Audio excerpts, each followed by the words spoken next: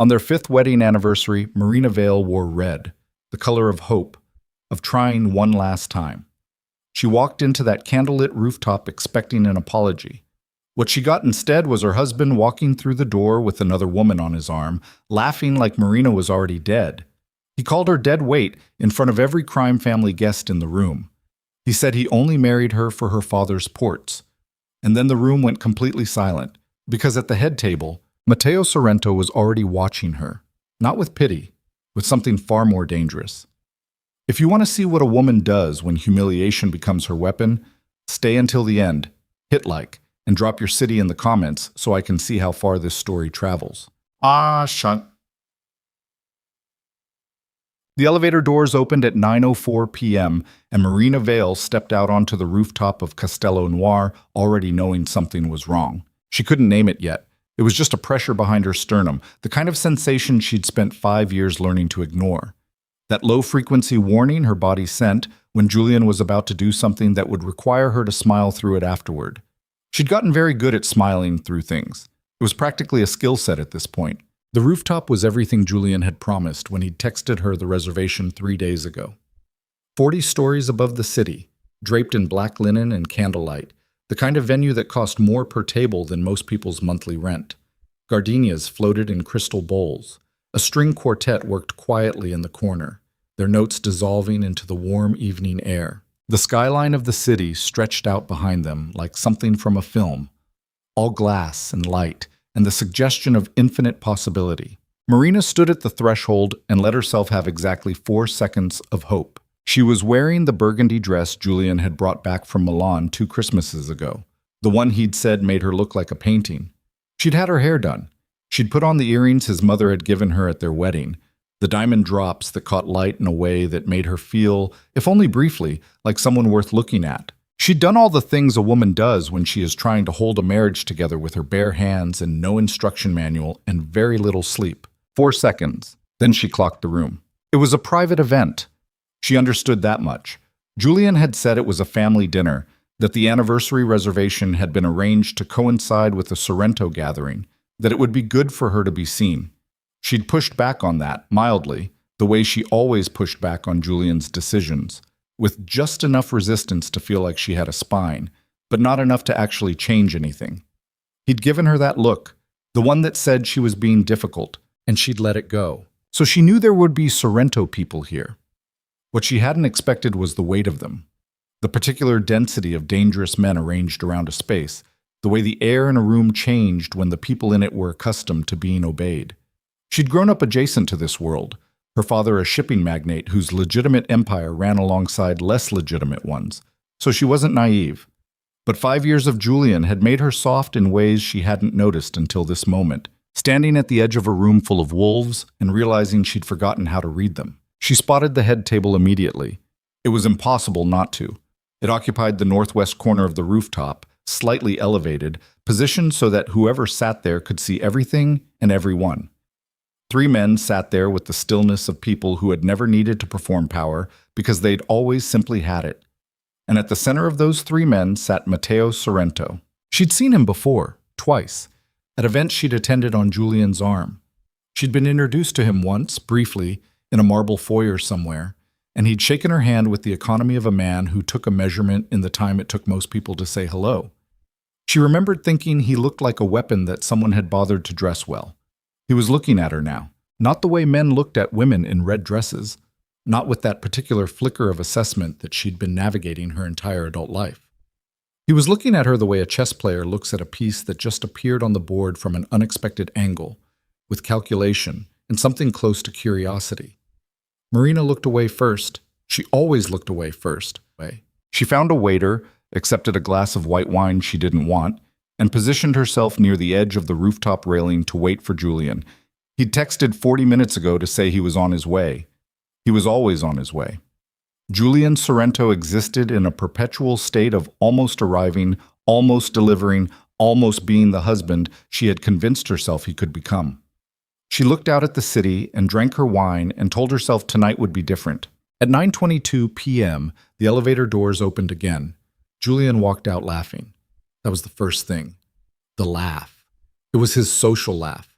The one he deployed at parties and dinners, full-throated and practiced, designed to signal that he was the most relaxed person in any room. She knew that laugh the way she knew the sound of his car pulling into the driveway. She could distinguish it from his real laugh, which was quieter and happened less and less often the longer they were married. The second thing was the woman.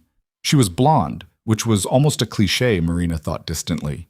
Tall, late 20s, wearing something silver and structural that suggested both money and intent. Her hand was on Julian's arm with the ease of familiarity.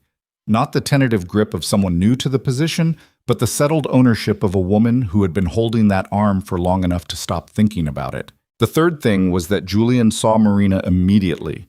She watched his eyes find her across the rooftop, and he did not stop laughing. That was the moment Marina understood that this was not an accident. The room had already begun to register the situation.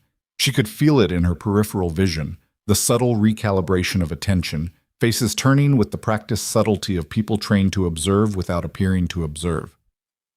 30, maybe 40 guests, and every single one of them knew what was happening. The string quartet played on because musicians at these events were paid to be furniture, but even the cellist's bow seemed to hesitate for a half beat. Marina did not move. She would think about this later, about the fact that her body simply refused to flee, refused to crumple, refused to do any of the things that 5 years of emotional erosion had theoretically prepared her for. She stood at the railing with her wine glass, and she watched her husband walk his mistress across the rooftop of Castello Noir, and she felt something inside her go very, very quiet. Not numb, quiet. There was a difference. Numbness was the absence of feeling. What Marina felt in that moment was the opposite. Every sensation sharpened to an almost unbearable clarity. The weight of the glass in her hand, the warmth of candle heat against her cheek, the faint sound of the city 40 stories below, the specific texture of humiliation as it settled into her chest like a stone dropped in still water. Julian stopped a few feet from her. The woman, the mistress. She was already the mistress in Marina's mind, a noun, a category, something to be processed rather than felt, stayed on his arm. "Marina!" Julian's voice was easy, conversational. He was using his party voice. "You made it." "I was invited," she said. Her own voice came out level. She was mildly surprised. "Right," he smiled.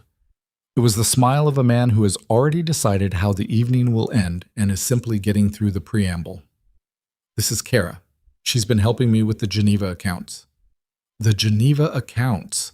Marina looked at Kara. Kara had the expression of someone trying to appear neutral about a situation she had been thoroughly briefed on. "I know who she is," Marina said. Julian's smile flickered.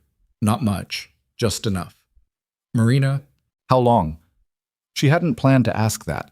The question came out on its own, the way things did when the part of her brain that managed appearances finally lost a hand. Julian's jaw tightened. He glanced toward the room, toward the other guests, toward the men at the head table, toward the specific audience he had, intentionally or not, assembled for this moment. And when he looked back at her, something in his expression had shifted. The easy performance was gone. What replaced it was something rawer and worse. "We can talk about this later," he said, low, clipped. "I'm asking now. Marina." His voice dropped another register, the one he used when he wanted her to understand she was being unreasonable. "This isn't the time. You brought her here." Marina set her wine glass down on the nearest surface, a waiter's tray. She didn't look. Her hand was steady. She was faintly impressed by that. "To our anniversary dinner. You brought her here. So either this is exactly the time, or you're about to explain to me what kind of time it is." Something shifted in the room. She could feel it without seeing it, that collective holding of breath that happened when a scene moved from subtext to text. Julian stepped closer. He dropped his voice to something that was almost private, almost the voice he used when it was just the two of them, and he was trying to manage her. "You've been a liability for 2 years," he said. "You know that. Your father's ports are bleeding. His contracts are a mess, and the only reason anyone in this family has tolerated the Vale name is because I vouched for it, for you, and you have done nothing with that." Marina stared at him. "Say that louder," she said. "I don't think everyone heard you." He said it louder, not the exact words, as, Julian had always been strategic, even in his cruelties. But the shape of it, the architecture of it, the full intention of what he meant. Dead weight. That was the phrase he used. The room heard it. The string quartet heard it. The waiter with the abandoned wine glass heard it. The men at the head table heard it. "I married you for your father's business," Julian said, and his voice carried the particular confidence of a man who has decided the conversation is already over. That was the arrangement. Anyone who told you different was being kind. This, he gestured between them, a small dismissive motion that encompassed 5 years of her life, was always going to end. Marina's ears were ringing. Not from emotion. Or not only from emotion, it was a physical response. The body's refusal to process certain inputs at normal speed. She was aware, in a distant and almost academic way, that she was standing in the most humiliating moment of her adult life, and that she was about to do something, and that the something would determine, in front of every person in this room, exactly who Marina Vale was. She reached up and removed her anniversary ring. It was a 3-carat round-cut diamond in a platinum setting that Julian's family jeweler had designed. She'd worn it for 5 years without taking it off. It had been part of her hand. She removed it with the same deliberate care she might use to remove a thorn. She dropped it into Julian's wine glass. The sound it made was very small, a soft, precise clink of diamond against crystal. But the room heard it. Marina smoothed the front of her dress. "Good night, Julian," she said. She turned to walk away. She got 3 steps. "You leave this room," Julian's voice followed her, no longer controlled, no longer performing, the party voice completely gone now. "And I will make sure your father doesn't have a port to his name by the end of the month. I will burn every contract, every connection, every deal Vale Shipping has left. I will call in every favor, and I will make sure that family is finished. Don't test me, Marina. Not here." She stopped, turned back.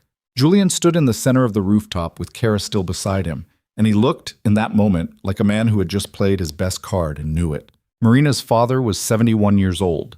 He'd had a cardiac event 8 months ago. Minor, the doctor said, manageable. But she'd seen the way he'd aged afterward, the particular tiredness that had settled into his eyes. Vale Shipping was his life's work. It was also, she knew, struggling. The port contracts Julian had referenced weren't wrong. The margins had compressed. There were legal complications she only partially understood. If Julian moved against it with the full weight of Sorrento money and Sorrento connections. She understood, in the space of 3 seconds, the specific cage she had always been living in. She had simply not been looking at the bars. "You would do that," she said. "Not a question." "I would do that," Julian confirmed. The room was absolutely silent, and then, from the corner of the rooftop, from the head table, where Matteo Sorrento had been sitting without moving for the last 12 minutes, there was the sound of a chair being pushed back. The sound was not loud. It was almost nothing, really. The legs of a chair against a stone floor. Every person in the room turned. Matteo Sorrento stood. He was not a tall man. Julian had 2 inches on him, but height was an imprecise measurement of presence, and Matteo's presence was the kind that reorganized rooms around itself without effort. He was in his early 50s, dark-haired, going silver at the temples, built like someone who had never stopped using his hands, even after he'd had enough money to stop using them. He wore a suit the color of slate and no tie, and he was looking at Marina with an expression she couldn't read. He walked toward her, not toward Julian, toward her. The room reconfigured itself around his path, guests shifting back without appearing to shift back, the unconscious choreography of people who understood proximity to power as a physical reality. Even Julian went still. Marina watched it happen, watched the performance drain out of him as his uncle crossed the rooftop. Matteo stopped 2 feet from Marina.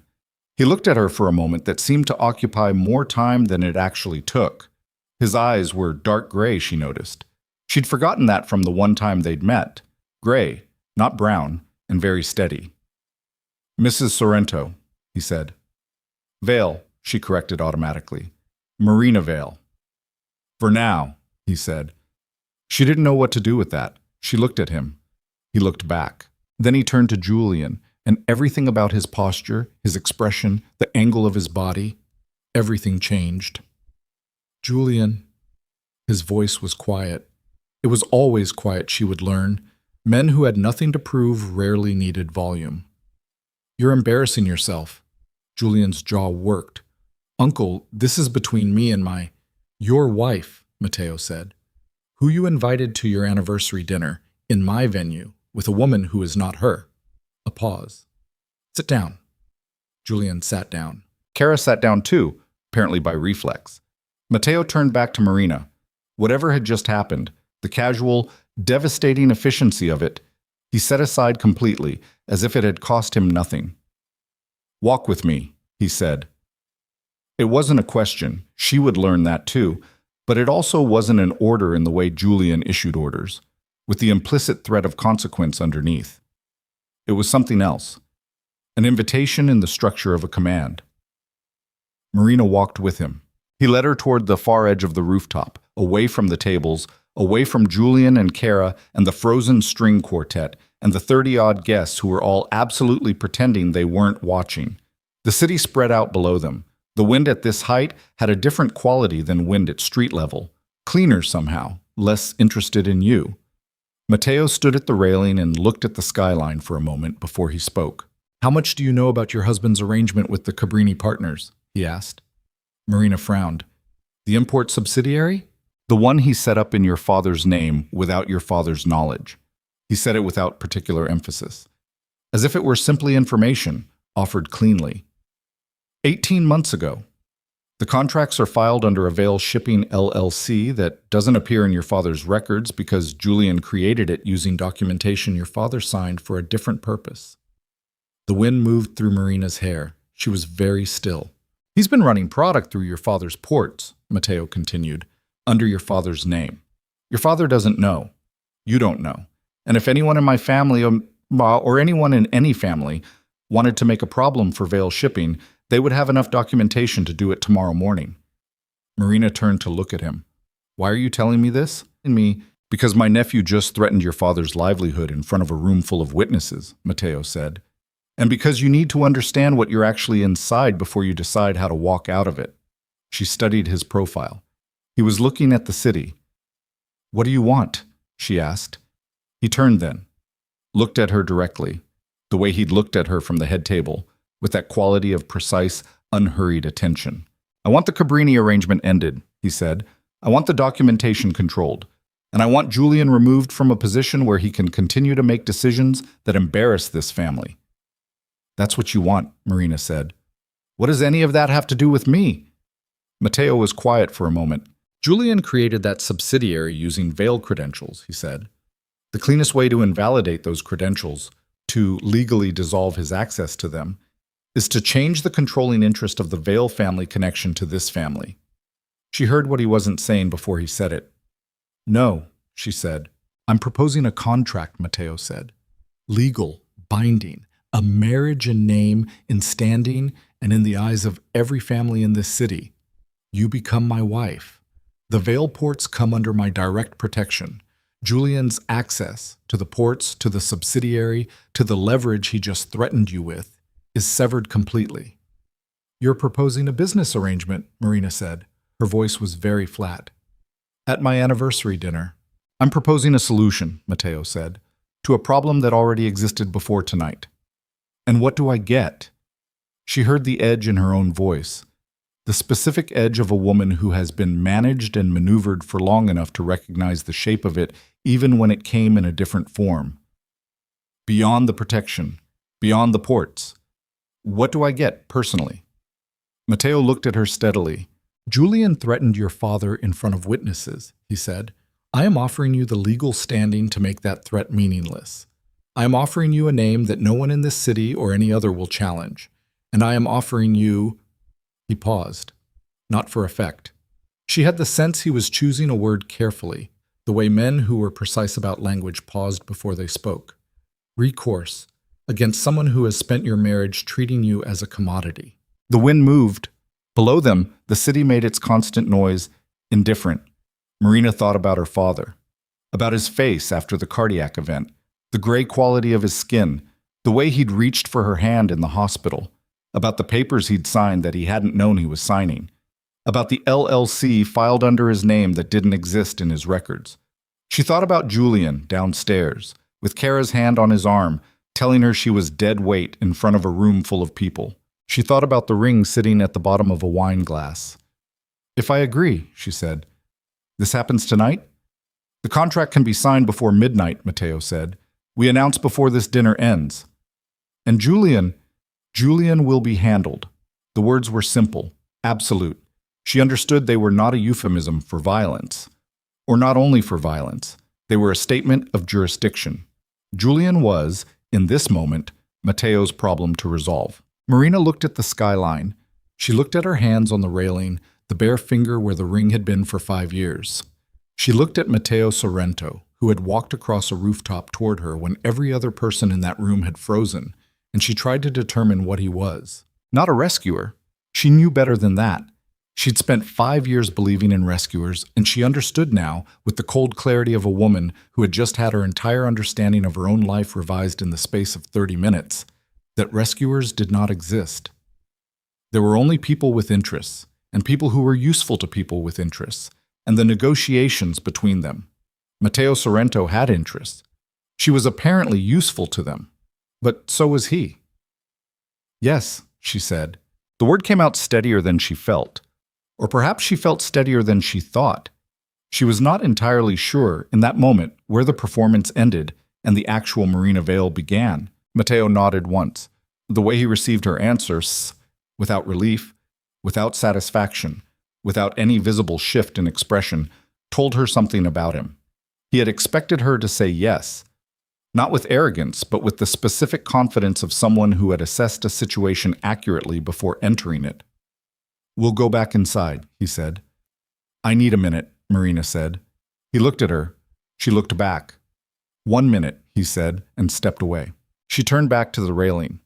40 stories below, the city moved in its patterns. Cars, lights, the shapes of people made small by distance. She pressed her palms flat against the metal rail and breathed deliberately, the way she'd learned in the 6 months she'd spent seeing a therapist that Julian had eventually made her stop seeing because it made her, he said, too much in her own head. She thought, "Your father's ports." She thought, "An LLC filed in his name." She thought, "Dead weight." She thought, "You are about to marry a man you met twice, one of whom you will do later." She thought, "You are about to stop being Julian Sorrento's wife and become something else entirely." The wind picked up. The gardenias below were probably starting to wilt. The string quartet had started playing again, which meant the room was attempting to reassemble itself into something that resembled normalcy. Marina straightened her back, smoothed her dress, checked, automatically, with her thumb, the finger where her ring had been, and when she felt the absence, the bare cool of her own skin, she let her hand fall. She turned back toward the room. Matteo was waiting exactly where she'd left him, turned slightly toward the room, watching the space with the attention of someone monitoring a situation. He did not look at her when she returned to his side, but the angle of his body shifted, just barely, just enough to include her. They walked back toward the tables together. Julian saw them coming. The expression on his face was a thing Marina would remember for a long time. It moved through several stages in rapid succession: confusion, assessment, calculation, and then, underneath all of those, something she had rarely seen in 5 years of marriage. Fear. Not of her. She understood that. Of Matteo, of what Matteo's proximity to her meant, of the specific reconfiguration of power that two people walking side by side could represent. She let herself feel that for exactly 1 second. Then she sat down, at the head table, at the seat Matteo indicated with one hand, and she picked up a menu she had no intention of reading. Across the room, Julian was already reaching for his phone. Marina watched him and understood, with the particular certainty of a woman who has just made an irreversible decision, that the conversation he was about to have would not change anything. Matteo Sorrento sat beside her. He poured water into her glass without being asked. He did not speak. He did not perform. He simply existed in the space beside her with the complete self-possession of a man who had spent decades being the most dangerous person in any room and had long since stopped finding it interesting. Marina drank her water. Her hand did not shake. Across the room, Julian stood abruptly, knocking his chair back, his phone pressed to his ear, his face doing something complicated and frightened. Kara touched his arm. He shook her off. The waiter appeared at Marina's elbow. "Can I get you something, ma'am?" "Whatever he's having," Marina said, gesturing to Mateo's glass. Mateo glanced at her sideways.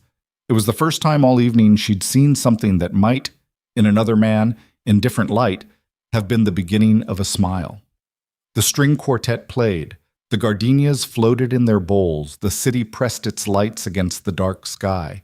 And Julian Sorrento, Marina's husband of 5 years, stood at the edge of the room with his phone and his mistress and his diminishing hand, and tried to understand what had just happened to. Julian was still on his phone when the waiter brought Marina her drink. She didn't look at him. She'd made a decision, somewhere between the railing and the head table, that looking at Julian Sorrento was a thing she was going to do on her own terms from now on, not his. So she looked at her glass. Mateo was drinking sparkling water with a slice of lemon, which was not what she'd expected, and she let the room settle around her while her husband unraveled at the edges of it. Mateo said nothing. He had the quality of a man who understood that silence was not empty. He sat with the particular stillness of someone who had learned through years of being in rooms where the wrong word ended things, that stillness itself was a form of control. He did not check his phone. He did not scan the room with obvious intention. He simply sat beside her, and the room organized itself around that fact. "He's calling his lawyer," Marina said quietly. "He's calling Fen Caruso," Mateo said. "His lawyer uses Caruso as a fixer. Caruso will tell him to sit down." Marina turned to look at him. "How do you know who he's calling?" "Because it's what I would do," Mateo said. "And Julian learned everything he knows from watching me do it badly." She processed that. There was something in the phrasing, the blunt economy of it, the absence of any need to soften the assessment of his own nephew, that told her more about Mateo Sorrento than anything she'd observed in the last hour. Across the room, Julian ended the call. He stood very still for a moment, his back to the table, looking out at the city. Kara said something to him. He didn't respond. Marina watched the set of his shoulders. She knew the architecture of Julian's tension, the way you know the floor plan of a house you've lived in, the specific places where the weight settled. And she watched him make a decision. He turned. He walked toward the head table. He didn't walk fast. Julian never walked fast toward confrontations. He told her once that men who rush toward conflict announce themselves as reactive, and that reactive men were predictable. She'd thought at the time that it was wisdom. She understood now that it was theater. Everything with Julian was theater.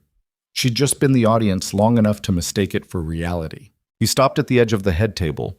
His eyes moved to Mateo first. They always moved to Mateo first, she noticed, even when he was trying to address her, and then settled on Marina with an expression that was working very hard to be controlled. "I'd like to speak with my wife," he said. "I'm not your wife," Marina said. "I mean that legally, as of 37 minutes ago." Julian's jaw tightened. "You haven't signed anything." "The contract is being prepared," Mateo said. He didn't look up from the table. "I'm talking to Marina." "I know." Mateo looked up then, just looked, didn't say anything else.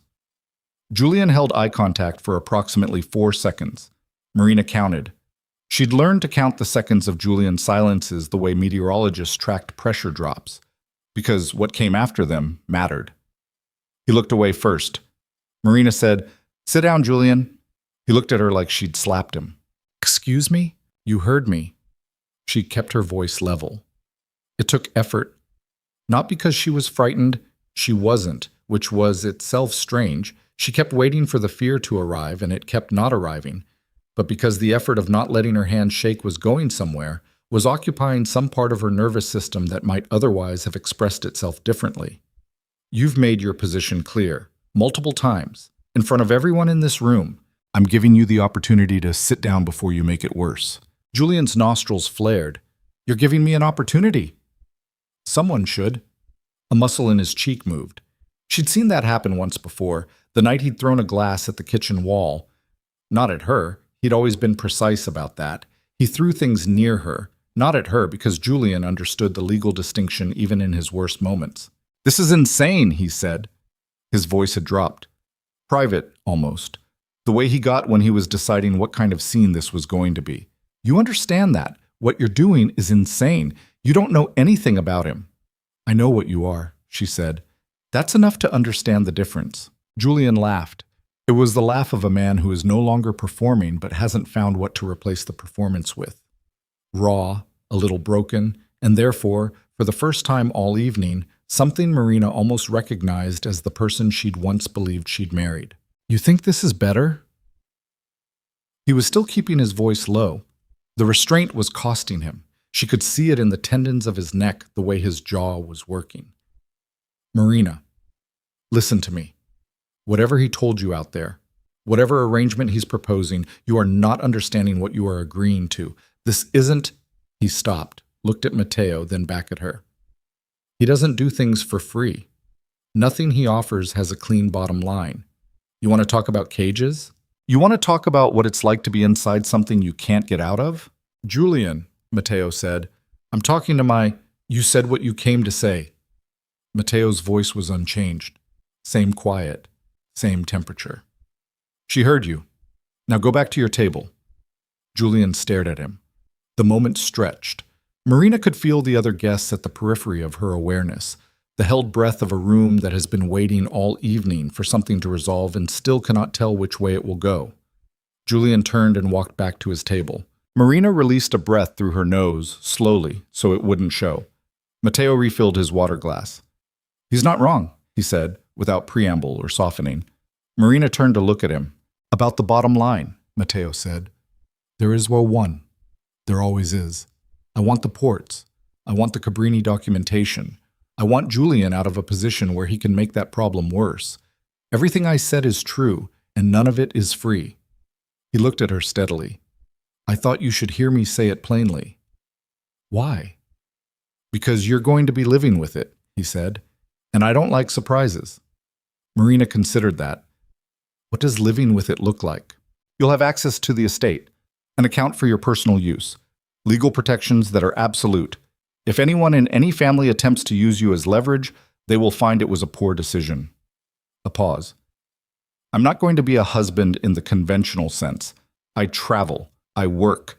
The arrangement will look like a marriage in public and function like a business partnership in private. You'll have latitude that you did not have with Julian." "And?" He raised an eyebrow. "Fractional." "There's always an and," she said. Something shifted in his expression. Not a smile. The structural precondition of one, maybe. "You will represent this family appropriately at events where your presence is required. You will not discuss our business outside this family. And if the arrangement becomes something other than what I've described," he said, and his voice changed just slightly, something in the register of it, "we address it like adults." Marina looked at him for a long moment. "All right," she said. Across the room, Kara was leaning toward Julian, speaking quietly. Julian wasn't listening. He was staring at the table with the expression of a man who is running calculations and not liking the results. The lawyer, or whoever Julian had actually been calling, called back at 10:11 p.m. Marina watched Julian's face as he took the call, watched the specific journey of it, from whatever he'd been hoping to hear to whatever he was actually hearing, the subtle collapse of one expression into another. He ended the call, sat very still. Then he looked across the room at Matteo. Matteo did not look back. He was speaking quietly to one of the men at the head table, the conversation evidently about something else entirely, something that predated this evening and would continue after it. The deliberate inattention was, Marina understood, its own kind of statement. She reached for her water glass. Her hand was fine. The shaking she'd been bracing for since she'd dropped the ring into Julian's wine glass simply had not materialized. She couldn't decide if that meant she was holding herself together unusually well, or if she hadn't fully processed what was happening yet. Both seemed possible. At 10:29 p.m., a man appeared at Matteo's shoulder, late 40s, compact, with the look of someone who managed things. He set a folder on the table and stepped back. Matteo slid the folder toward Marina without opening it. "Take your time," he said. She opened it. Legal paper, dense with language, 2 copies, flagged with colored tabs. She was not a lawyer. She had a general fluency in contracts. Her father had insisted she understand the documents she signed, one of the better gifts he'd given her. And she read through it with the focused attention of someone who understands that the details will matter later, even when the broad strokes are already decided. The core terms were what he'd described. The protections were real. The language around Vale's shipping was specific and favorable in ways that would have taken her father's legal team months to negotiate from scratch. There was a clause about duration. The marriage was not specified as temporary, which she'd half expected, but neither was it described as permanent. It was described as ongoing until mutually dissolved by written agreement. She found a clause in the third section she hadn't expected. "What's this?" She pointed to a paragraph near the bottom of page 4. Matteo leaned over to read it. His shoulder was 2 inches from hers. He smelled like cedar and something colder, the kind of scent that didn't announce itself. "Inheritance clause," he said. "If the arrangement extends beyond 7 years, you receive a percentage of the Sorrento estate in the event of my death." Marina looked at him. "I'm 53, he said. "It's practical. It's also—" She stopped herself. "Generous?" He sat back. "I was going to say unexpected. Most things worth having are." She read to the end of both copies. Then she picked up the pen that had been set beside the folder. Her hand was steady, and she signed her name the way she always signed it, with the particular emphasis on the V that her father had taught her, back when she was 11 years old, and he told her that a signature was the one piece of yourself you put on everything, so it should look like it meant something. She signed both copies and pushed the folder toward Matteo. He signed without reading. She noticed that. "You're not going to read it?" she said. "I wrote it," he said. He slid one copy back to her and closed the folder over the other. The man at his shoulder appeared again, took the folder, disappeared. "It's done," Matteo said. The words landed simply. Marina let them settle. It's done. 5 years of a marriage, undone. Something new, beginning. The particular disorientation of a hinge moment. She'd had a few in her life, and she always felt them the same way, like stepping from one room into another and the air having a different quality, different pressure, before your eyes adjusted. She looked across the room at Julian. He was already looking at her, and she understood from the expression on his face, not rage, not yet, that would come later. She understood that he had just understood what the folder meant. He'd watched the man take it away. He knew what signed documents and folders meant in this world. He stood up. Kara reached for his arm. He shook her off. The second time tonight, Marina noticed, and crossed the room in 12 steps. And this time he was not performing. This time he arrived at the head table with the specific energy of a man who has lost the ability to manage himself. "You cannot be serious," he said. Not to Marina, to Matteo. Matteo looked at him. "She is my wife," Julian said. "Whatever she just signed, whatever you told her, she is my wife. There are laws, there are procedures. You can't just—" He stopped. Something in Matteo's expression, or the absence of expression, had interrupted whatever he'd been going to say. "Uncle." His voice changed, lower. The performance of control attempting to reassemble itself. "Whatever problem you have with how I've handled the Cabrini contracts, we can sit down. We can fix it. You don't need to do this." "I know I don't need to," Matteo said. Julian's hand came down on the table. Not a slam. He pulled it, just barely, landed it instead as a flat, controlled impact. The crystal glasses registered it. The nearest guests registered it. "She doesn't know what she's agreed to. She's angry. She's reacting. And you're using that. You're using her." "Julian." Matteo's voice was the same. Completely the same temperature, same register, the absolute refusal to modulate in response to whatever emotion was thrown at it.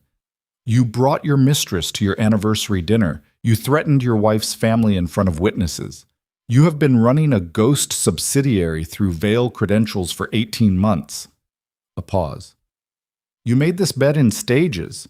Don't stand in front of me and act surprised that it's uncomfortable." The color in Julian's face was doing something complicated. Marina watched it. She had seen Julian angry before, had calibrated herself against Julian's anger for years, had learned its patterns, its phases, the particular warning signs that preceded its worst expressions. This was something different. This was Julian's anger with nowhere to go, no available target that wasn't also a trap. His eyes moved to Marina. "You don't know what he is," he said. "You think tonight was bad. You think what I did was—" He exhaled, pressed his thumb against his mouth.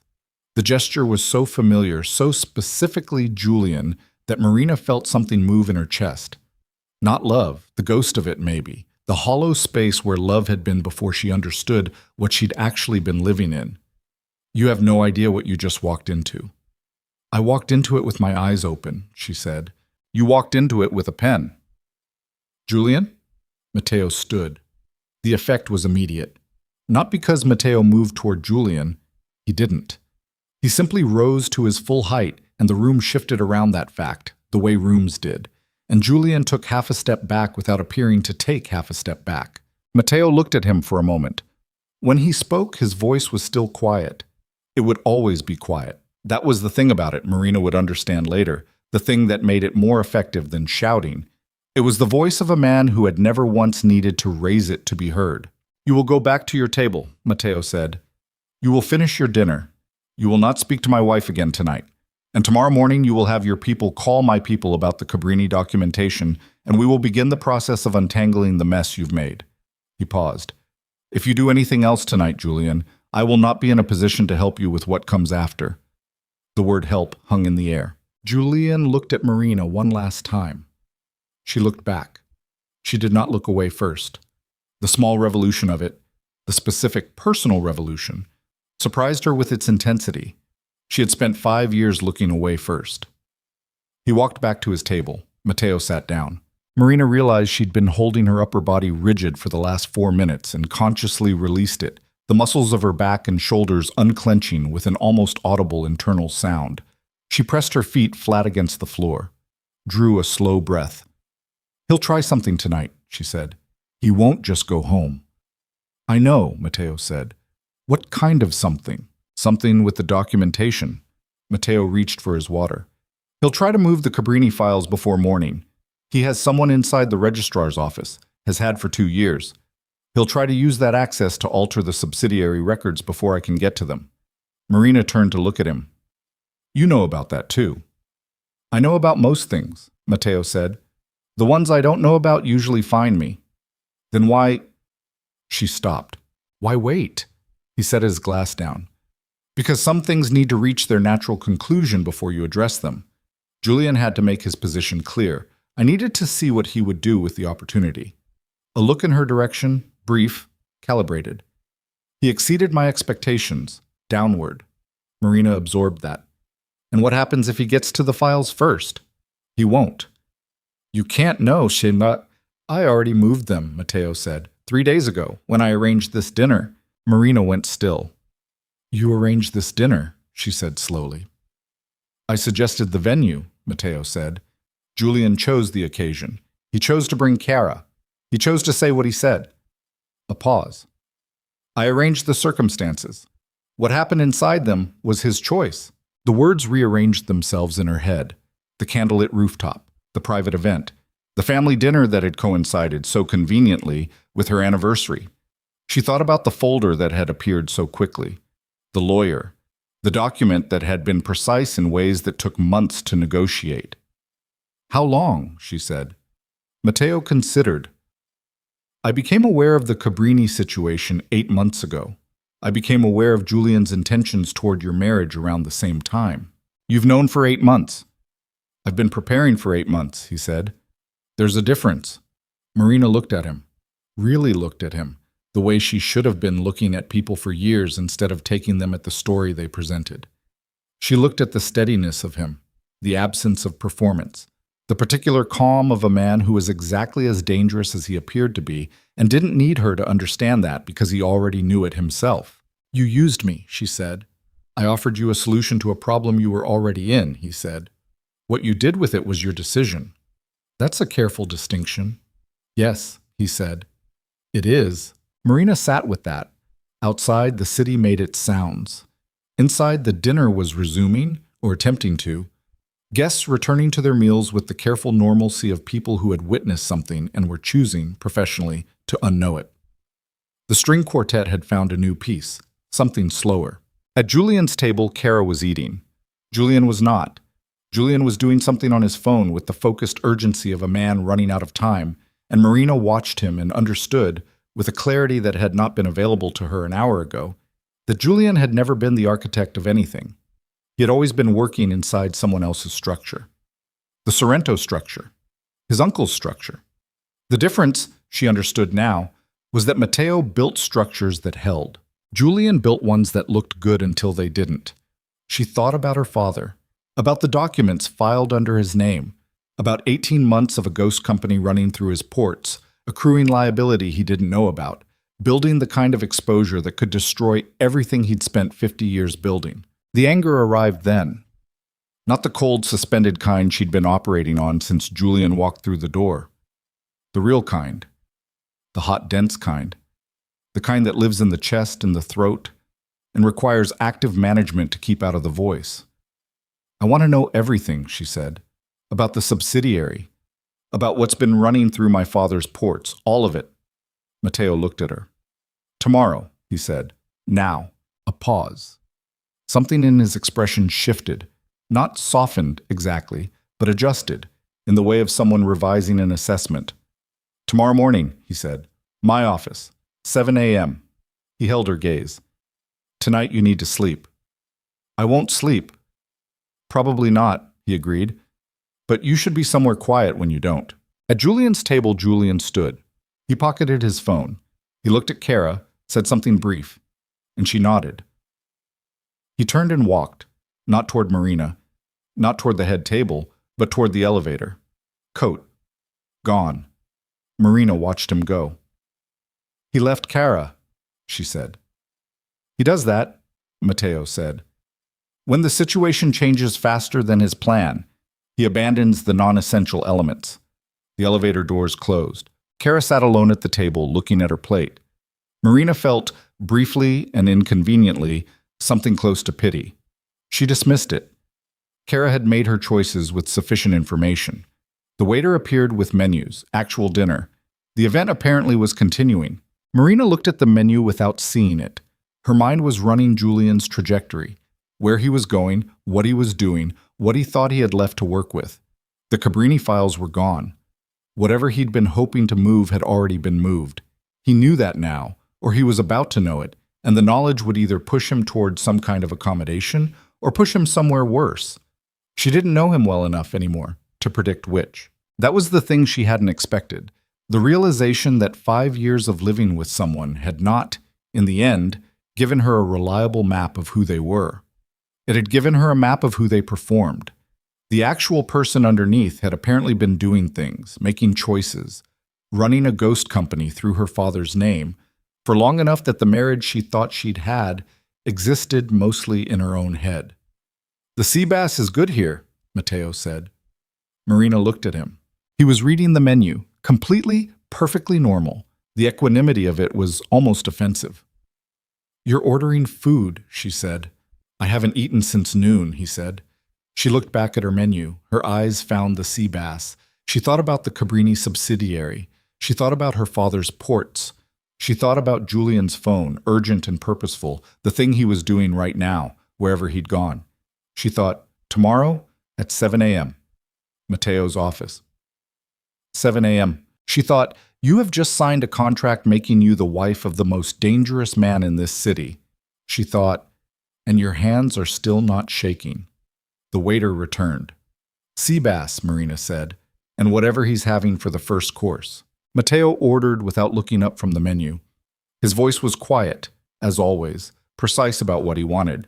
And when the waiter left, the silence between them settled into something that was not comfortable exactly, but was no longer raw. It had edges, this silence, and neither of them moved to fill it. Marina looked out at the city. Somewhere down there, Julian was moving. She could feel it the way you felt weather before it arrived. A pressure change, a shift in the quality of the air. He hadn't left because he was finished. He'd left because he needed different tools than the ones available to him in this room. She looked at Matteo. What isn't in the contract? She said. He looked up. You said the terms were what you described. You said you don't like surprises. She kept her voice neutral, careful. So tell me what isn't in it. Tell me what I'm going to find out in 3 months that you didn't mention tonight. Matteo was quiet for a long moment. The kind of quiet that meant he was deciding, not stalling. There is a man, he said finally, named Carver Reed. He runs a federal task force based out of the Chicago field office. He has been building a case against this family for 4 years. He set the menu down. 3 weeks ago, he received a new source, someone inside the family who agreed to provide documentation. Marina's stomach dropped. Julian, she said. We don't know yet, Matteo said. But Julian left this room very quickly after signing nothing, with a great deal of urgency, having just lost his primary leverage.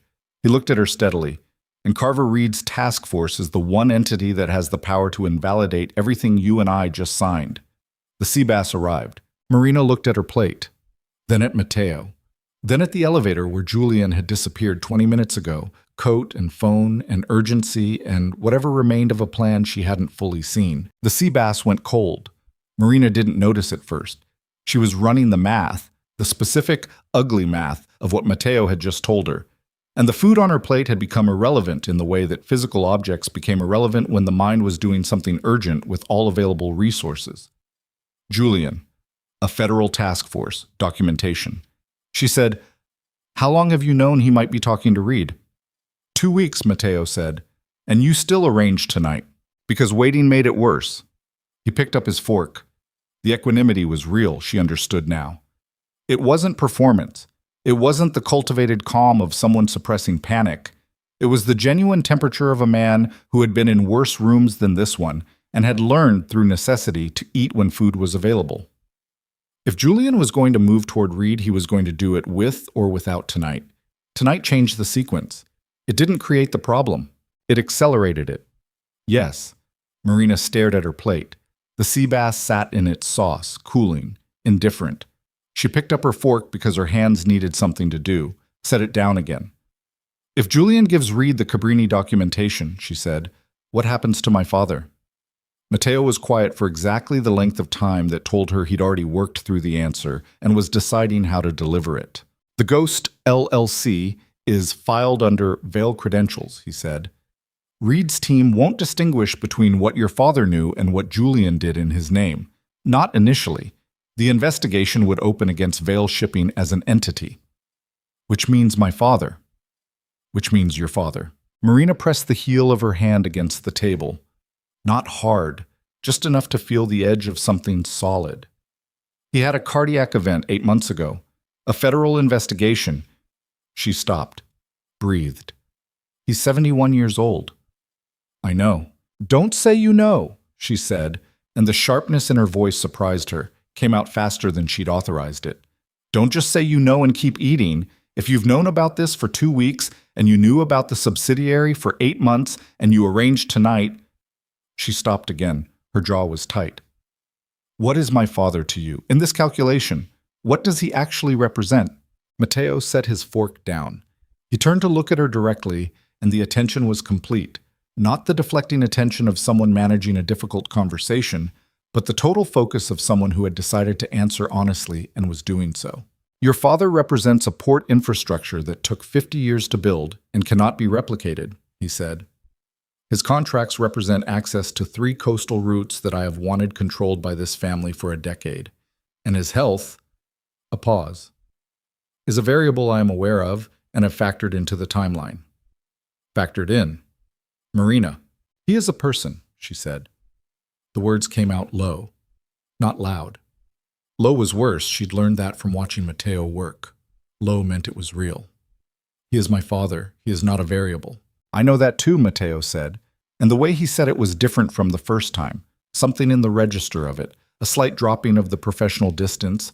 Not much, almost nothing, but enough to be legible. I will not let the Reed investigation reach him. That is not a reassurance. It is a statement of intent with resources behind it. Marina looked at him. She was trying to find the lie in it and couldn't, which did not mean there wasn't one. Only that Matteo Sorrento was considerably better at not showing the seams than most people she'd dealt with. Her phone vibrated. She looked at the screen. Her father's name. She stood up immediately, the chair moving back, and stepped away from the table. She pressed the phone to her ear and walked toward the far railing. The same railing where, an hour ago, she had agreed to a marriage that had already reorganized her entire life. Dad. Marina. His voice was careful. Her father's voice was always careful when he was frightened, became precise and measured, as if formality could hold things in place. I've had a call. Her stomach dropped further than she'd thought it could. From who? A man named Carver Reed. He says he's with the federal. I know who he is. She turned her back to the room. The city was below her, indifferent and lit. What did he say? He says there's an investigation into Vail shipping. He says there are documents. A pause, and she heard in the pause the sound of her father trying to understand something that made no sense to him. He was a man who had built something real, from real work, and the idea that it could be used against him without his knowledge would not be arriving cleanly. He says there is a subsidiary, filed under my name. Marina, I did not authorize any subsidiary. I did not sign. You signed something, she said. 18 months ago. You signed something that Julian told you was a different document. Silence. Dad. Julian, her father said. The single word carried an entire architecture of revision. Everything he'd believed about his son-in-law reorganizing itself in real time, and Marina could hear the physical effort of it, could hear the thing it was doing to his chest. Listen to me, she said. She kept her voice even, professional, the voice she used when her father needed steadiness from her. I need you to not speak to Reed again tonight. Do not call him back. Do not answer if he calls. Can you do that? Marina, if there's an investigation, I'm handling it.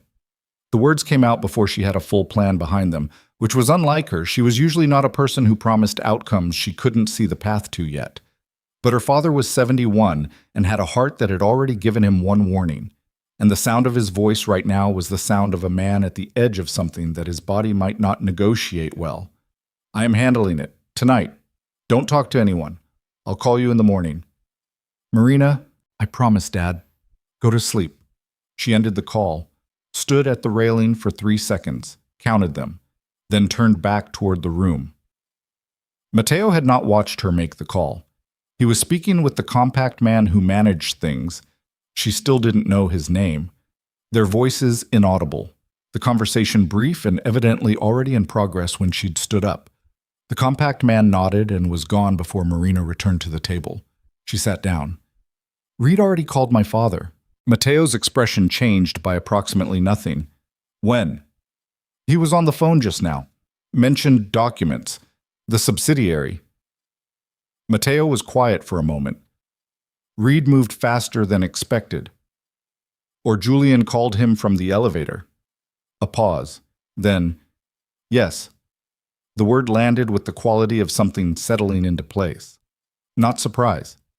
Recognition.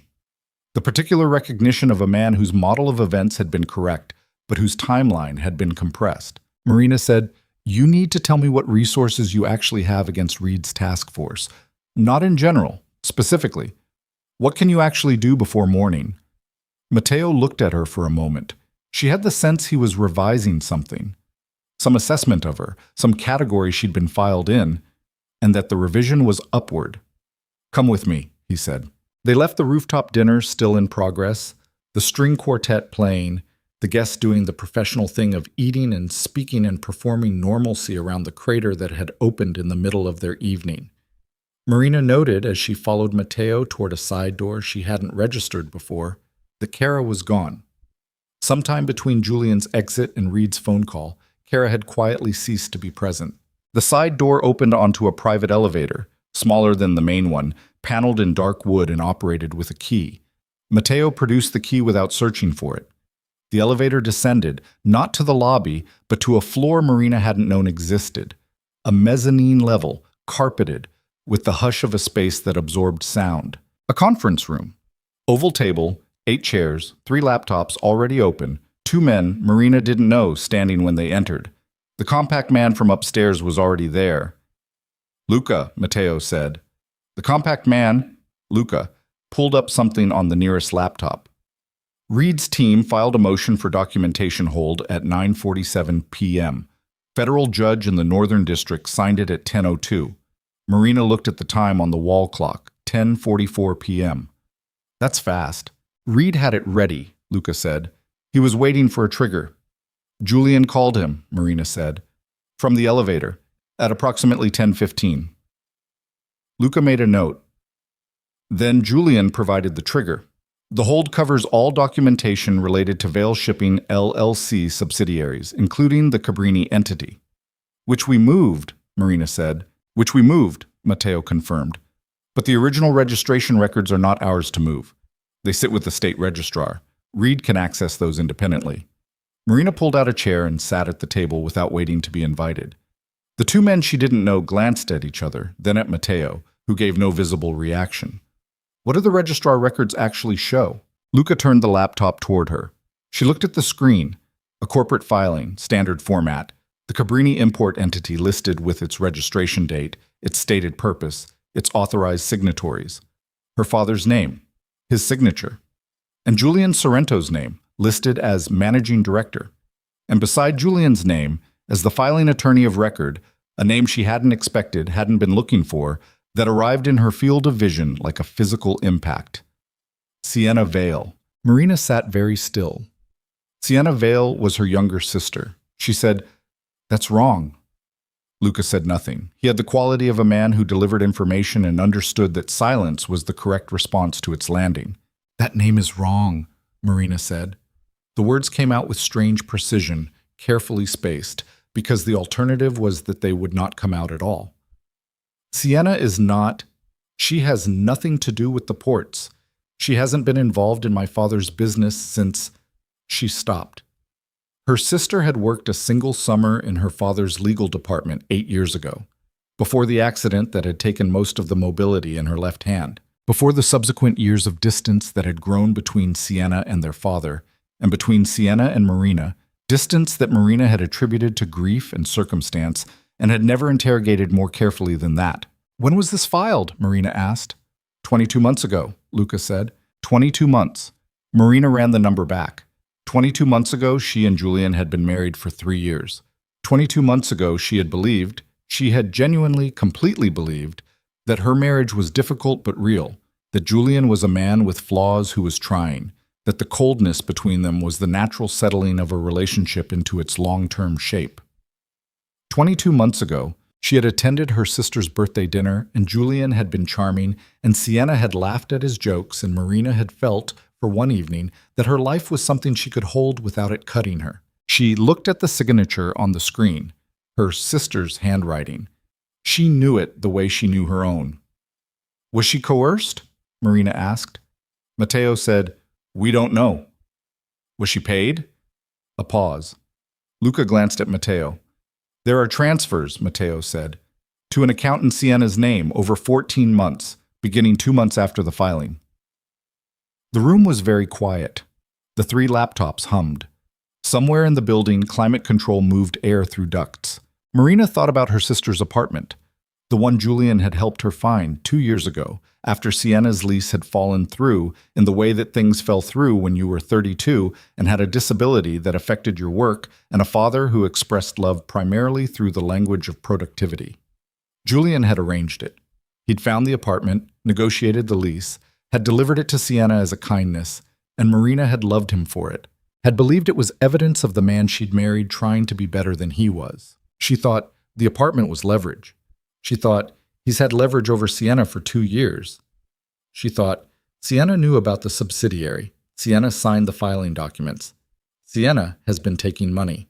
And then she thought the thing that arrived last, the worst of them, the one that required her to sit completely still for a moment, because the alternative was falling apart in a conference room in front of men she had met tonight and could not afford to fall apart in front of. Sienna might have told Julian about the marriage, about tonight, about whatever Marina had let slip to her sister in the phone calls they still had, occasionally, the ones where Marina was careful about what she said, but not careful enough, not nearly careful enough. She turned to Matteo. "Does Reed know about Sienna?" "If Julian told him everything tonight," Matteo said. "Yes." "Then Reed isn't just going after the subsidiary." Marina heard her own voice come out stripped of everything except its functional core. "He's going after the filing attorney. He can use Sienna to get to my father. He can use Sienna to get to me." A pause. "He can use Sienna to get to you." The last sentence landed in a specific way. She watched Matteo receive it, watched him not react, and in the not reacting understood that he had already traced this path and was waiting to see if she could trace it too. "The marriage contract," Marina said, "signed tonight. I am now Matteo Sorrento's wife. Sienna Vale is the filing attorney on an entity that ran through my father's ports. If Reed establishes a connection between the Vale family, the Cabrini subsidiary, and this family, she stopped. He doesn't need the moved files. He has a through line that goes through Sienna directly to me, directly to you. Matteo said, yes, the single syllable, clean and absolute. Marina looked at the signature on the screen again, her sister's handwriting. The particular way Sienna formed her capital S, with the slight backward lean their father had never been able to correct. I need to talk to her, Marina said. That's not advisable tonight, Luca said. I didn't ask if it was advisable. Marina looked at Luca directly for the first time. He was 47, maybe 50, with the eyes of someone who had learned not to respond to hostility with hostility.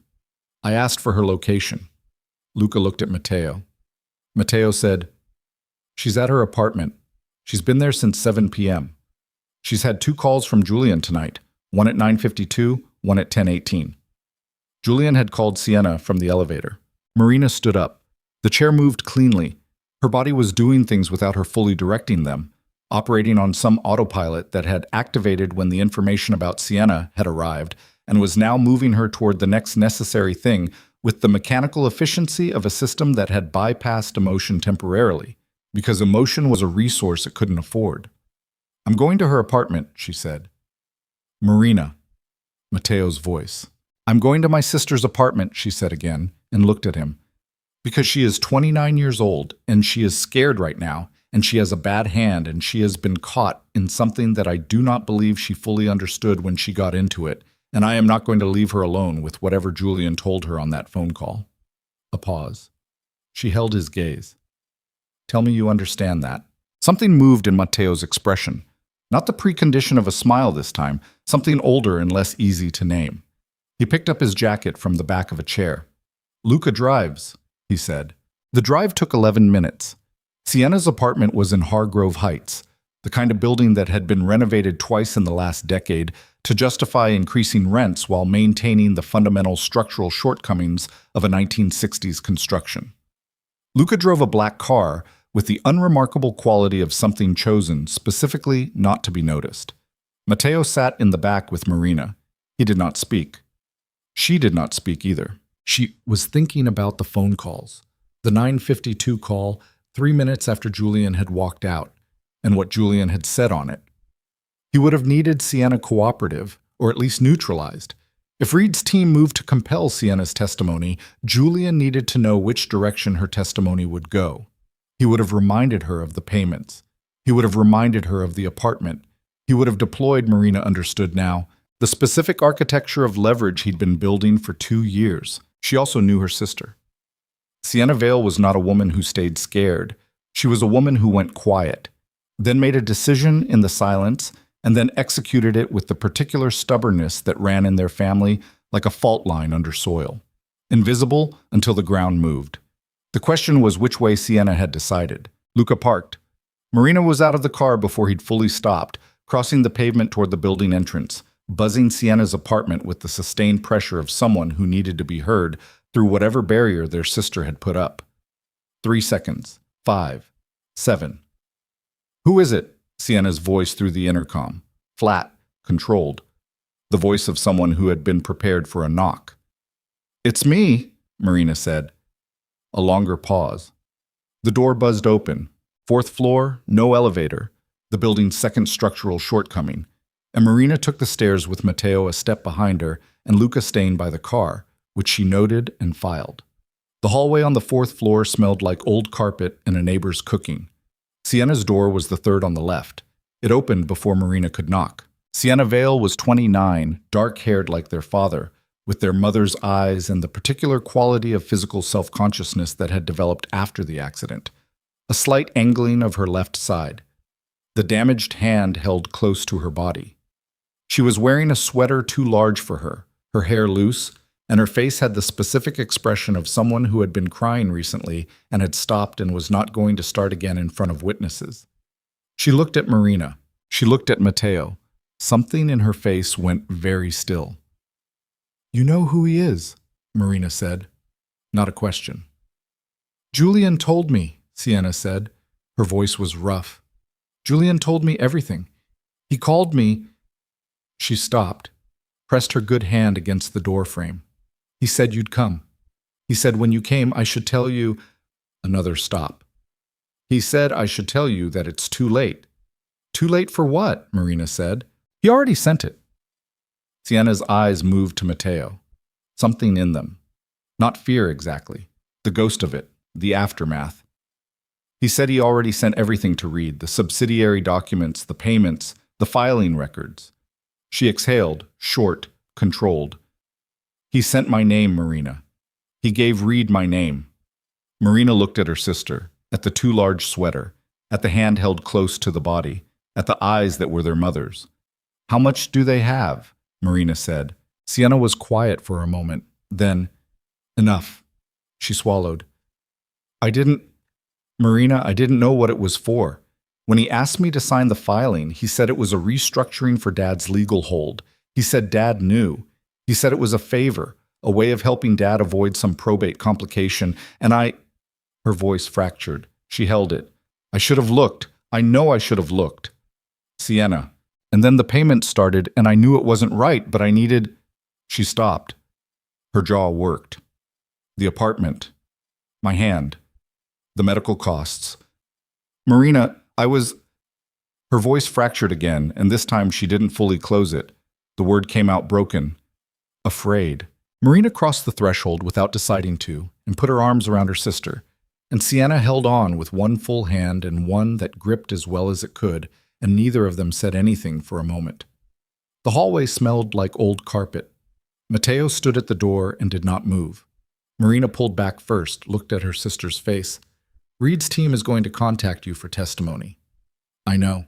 When they do, Marina said, you do not speak to them without a lawyer. Not one word. Do you understand me? Julian said if I cooperate with Reed, he'll...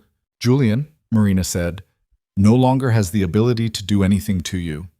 She said it with a steadiness she was constructing in real time, assembling it from available materials, rage and determination, and the specific love of a woman for a younger sister who had made a bad decision in a scared moment, which was a thing Marina was in no position to judge.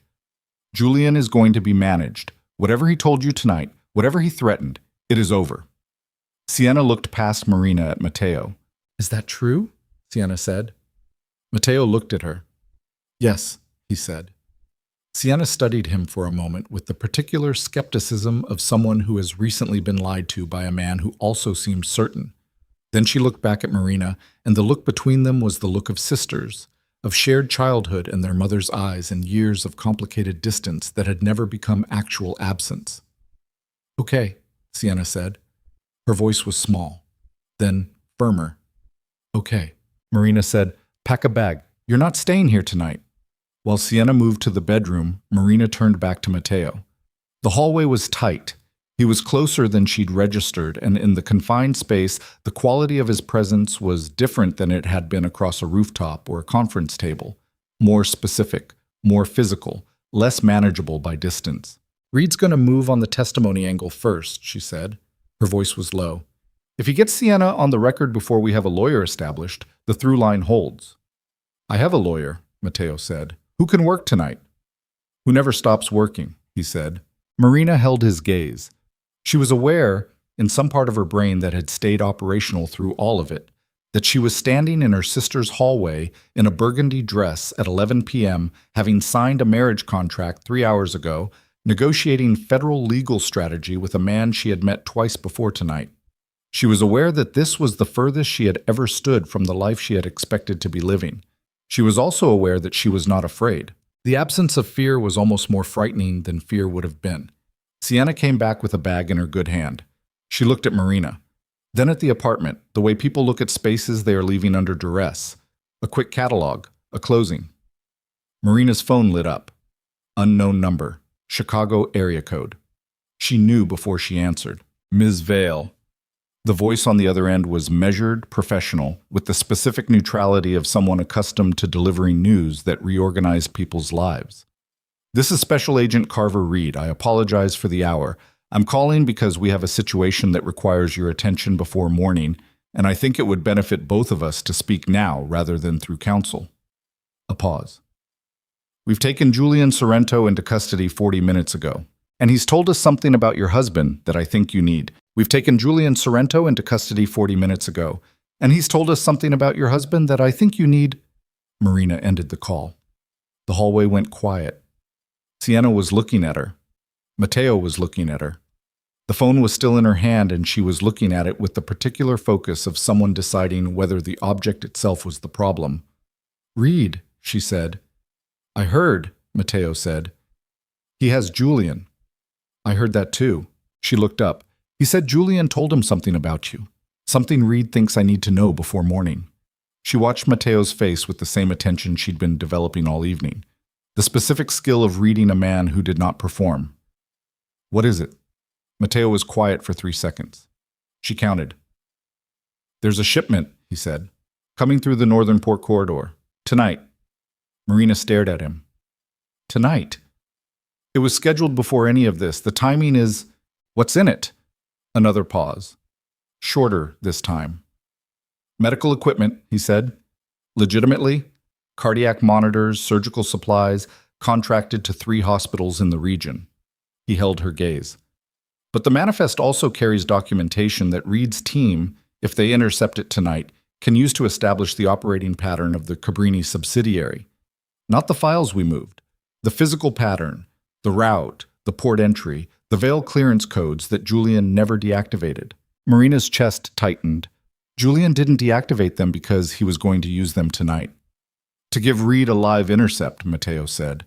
"Something the task force could take to a judge that wasn't just documents, an active operation." "He planned this before tonight," Marina said. "Before the dinner. He was always going to give Reed a live intercept. Tonight was..." She stopped, the full shape of it arriving. "Tonight was Julian covering his exit.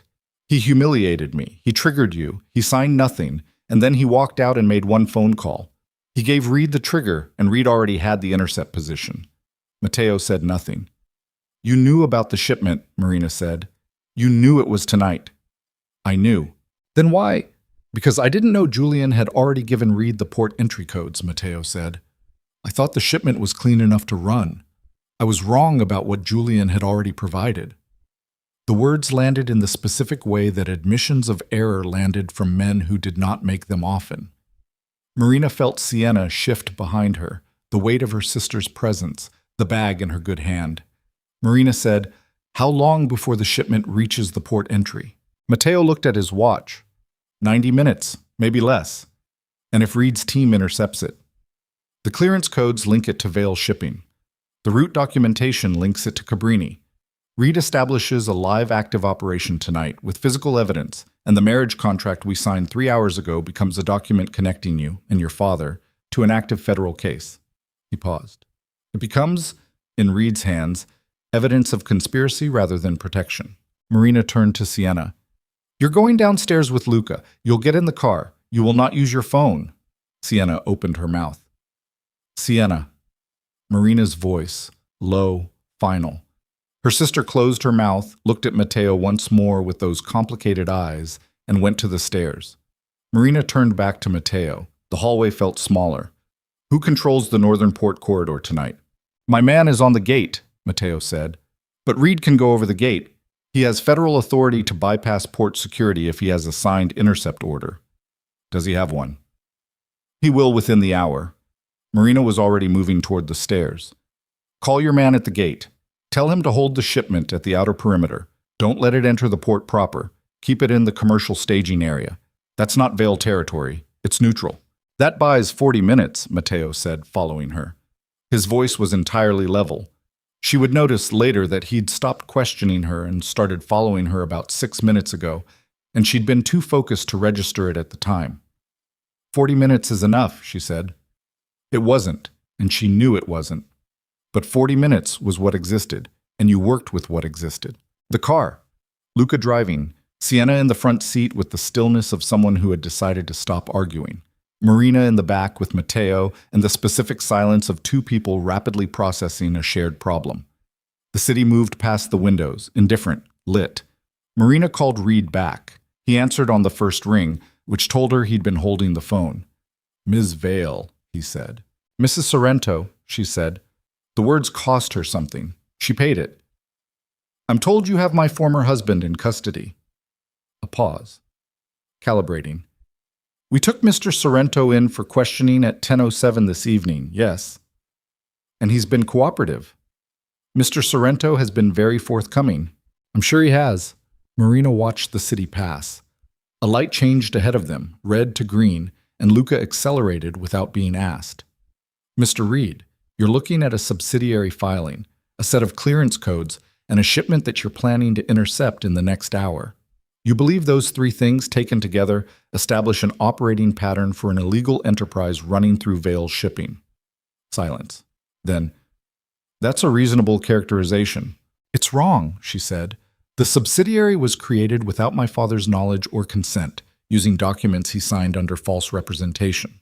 The clearance codes were never deactivated because the man who created the subsidiary retained access after he lost authorized standing. And the shipment is legitimate medical equipment contracted to regional hospitals, which your intercept will delay by a minimum of 72 hours, because federal hold procedures take 72 hours minimum. And 3 hospitals will be without contracted equipment for 3 days because your task force is acting on information provided by a man who is handing you everything he has left in exchange for walking away from a federal conspiracy charge himself. She stopped. Let that sit. Reed said, Mr. Sorrento has provided documentation. Mr. Sorrento created the documentation, Marina said. In my father's name. Without my father's knowledge. I have the original signing records. What my father actually authorized versus what was filed. I have the payment records to the filing attorney who was coerced into participation and has agreed to full cooperation. She paused. I also have a marriage contract signed 3 hours ago, which means anything you do tonight to my father's business, you're doing to a Vale who is now a Sorrento, and the legal landscape of that is significantly more complicated than what you had at 9 p.m. Reed was quiet for 6 seconds. She counted. She was getting good at counting. You're asking me to pull back the intercept, he said. I'm asking you to spend 40 minutes looking at what Julian Sorrento actually gave you versus what I'm telling you tonight, Marina said. If you still want to intercept after that, I can't stop you. But you're going to look very different in front of a judge when the defense presents the coercion records and the original Vale documents and the timeline of what Julian was doing tonight while you were processing his statement. Another silence. Where are you right now, Mrs. Sorrento? Reed said. On my way to the port, she said. I want to be there when you decide. She ended the call. The car was quiet for a moment. Matteo said, The coercion records. Sienna will cooperate, Marina said. She'll testify to what Julian told her when he asked her to sign. She'll produce the payment records.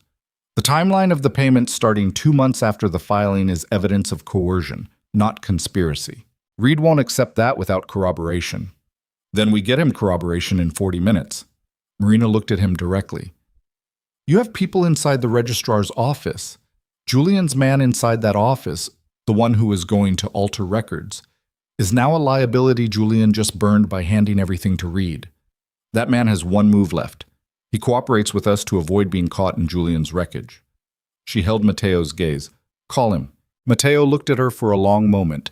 Then he took out his phone and made a call that lasted 45 seconds and consisted almost entirely of Matteo listening and then saying 2 sentences that Marina couldn't fully hear. He put the phone away. He'll cooperate. Good, Marina said. And then, because her body had been running on something that wasn't adrenaline exactly, but was adjacent to it, she leaned her head back against the seat and closed her eyes for exactly 4 seconds and breathed. When she opened them, Matteo was watching her, not with calculation, with something she didn't have a name for yet. You've done this before, he said. I have not, she said. You negotiate like someone who has. I grew up watching my father build something from nothing, she said. I watched him read every contract, every room, every silence. She looked out the window. I just stopped pretending I hadn't learned it. The northern port entrance was a gate structure off Industrial Corridor 7, lit by sodium lights that turned everything the color of an old bruise. Luca stopped the car 200 meters from the gate at the edge of the staging area where the light got thin. 3 trucks were visible, parked and waiting, their cargo holds closed. 2 of Matteo's men stood at the gate, talking to the port official Marina assumed was the man Mateo had called. And at the far end of the staging area, two dark SUVs with government plates sat with their engines running. Reed was already here.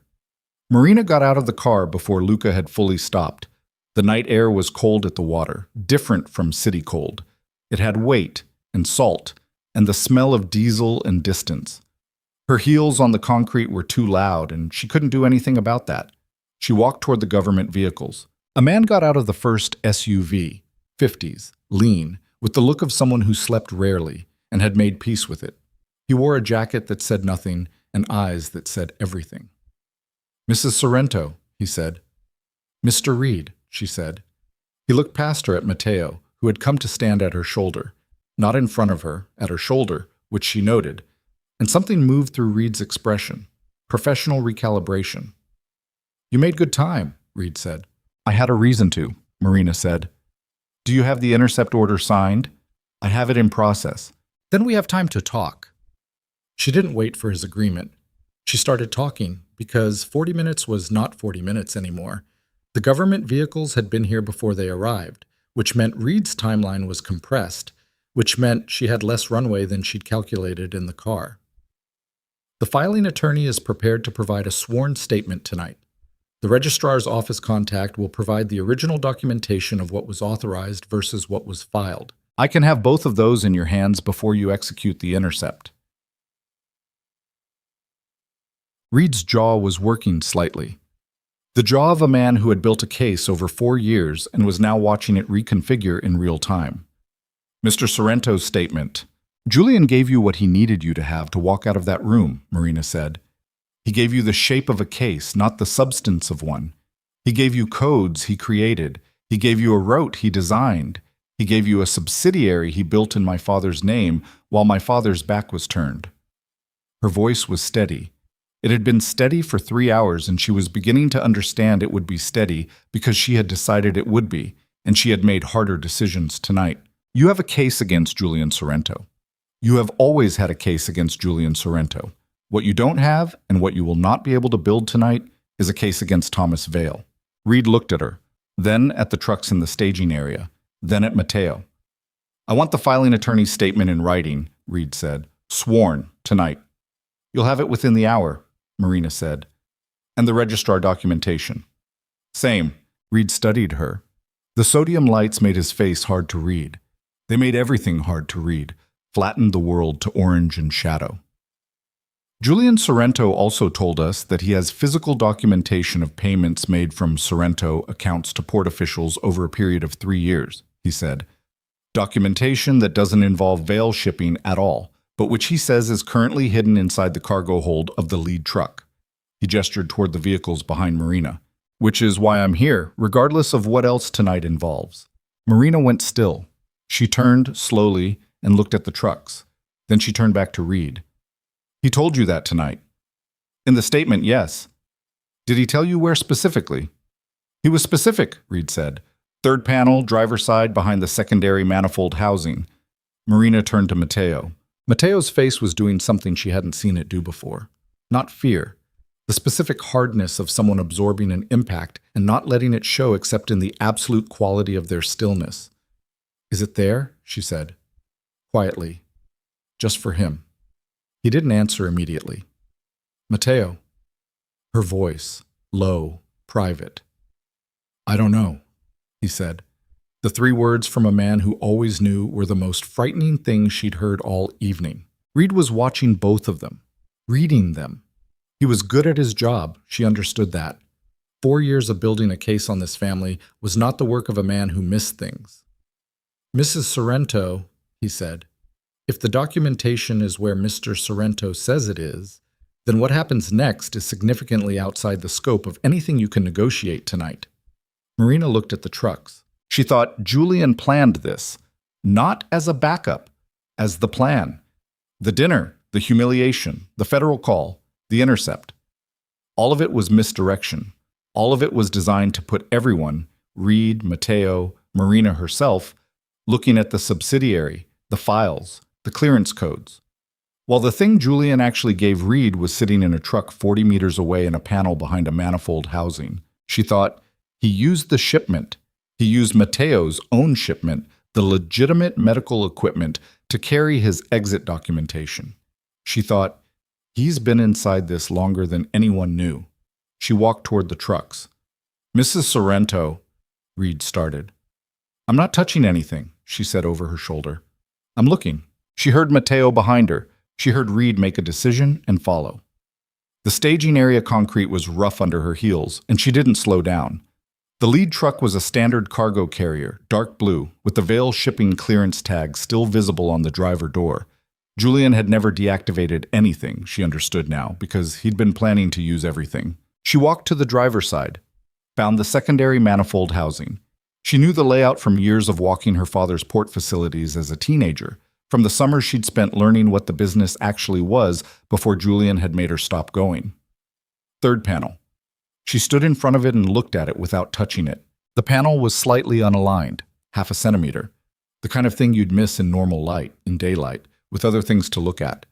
Under sodium lights, looking for it, it was visible.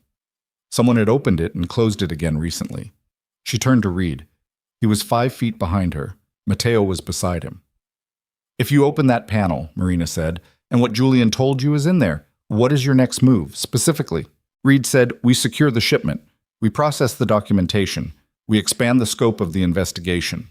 To include the operating leadership of the Sorrento family enterprise, Reed said, as identified in the documentation. Marina looked at Mateo. Mateo was looking at the panel. The thing about a man who never showed his hand was that when the hand finally showed, it showed completely. She could see in the quality of Mateo's attention, the particular focused stillness of it, that he was calculating something, that the calculation was taking longer than his calculations usually took, that it was costing him something. Did you know he did this? She said to him. Not loudly, just to him. No, Mateo said. She believed him. She wasn't sure that was wisdom. She looked at Reed. Give me 10 minutes before you open the panel.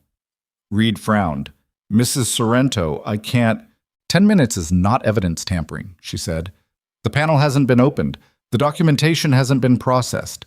Nothing has changed except I'm asking you for 10 minutes to make a phone call that may affect what you find when you open it. She held his gaze. You have spent 4 years on this case. 10 minutes does not move that needle, but it might change the shape of what you get at the end of it. Reed looked at her. He looked at the panel. He looked at Mateo. 10 minutes, he said. I'm timing it. Marina walked away from the truck toward the edge of the staging area where the light got thin and the sound of the water was louder. Mateo followed. When they were far enough, she turned to him. Tell me what's in that panel, she said. I told you. Tell me what Julian would have put there, she said. Not what you know. What you know is that you don't know. Tell me what you're afraid of. A long pause. Longer than anything Mateo Sorrento had paused before tonight. There are records, he said, from 3 years ago. An arrangement with a port official network that I ended 18 months ago when I understood the exposure. The arrangement was documented internally. Julian was aware of it. He had access to the documentation in his role. He stopped. His jaw moved slightly. If he copied it and put it in that panel, it is the one piece of evidence Reed cannot contextualize away. It is not coerced signatures or ghost subsidiaries. It is what it is. Marina stood in the thin light at the edge of the water and looked at the man she had married 3 hours ago and understood the complete shape of the night for the first time. Julian hadn't brought Kara to their anniversary dinner to humiliate Marina. Julian had brought Kara to their anniversary dinner because he needed witnesses to the public collapse of his marriage, to the chaos of the room, to Mateo crossing the floor toward Marina, to all of it, every moment, every scene, because a federal agent reviewing the evening's timeline would see a man reacting, not planning. Julian had manufactured his own humiliation as cover. He had been handing Reed the case all night. And the marriage contract, Marina's contract, her signature, her decision, had become the thing that connected Mateo to a Vail, which connected a Sorrento to a port operation, which connected everything Julian had put in that panel directly to the man standing in front of her. He used me, Marina said. The second time she'd said it tonight, and the second time it meant something different. He tried to, Mateo said. He succeeded. Not yet. Mateo looked at the trucks. At Reed, standing with his agents, watching the clock on his phone, at the panel that had been opened and closed and was waiting. Marina said, "What are you going to do?" Matteo looked at her, the gray eyes in the sodium light. "What are you going to do?" he said back.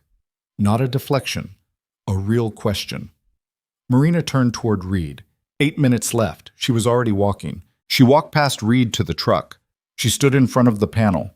Reed came up beside her, his hand on a radio, ready to call his team forward.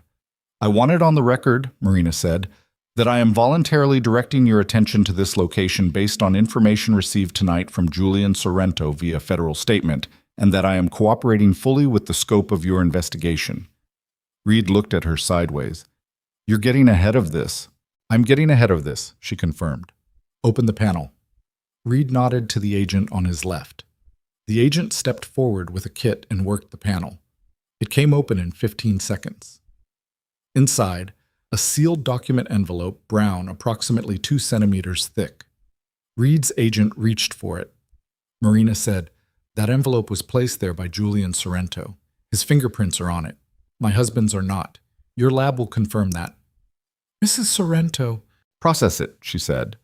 "And when you have, call me.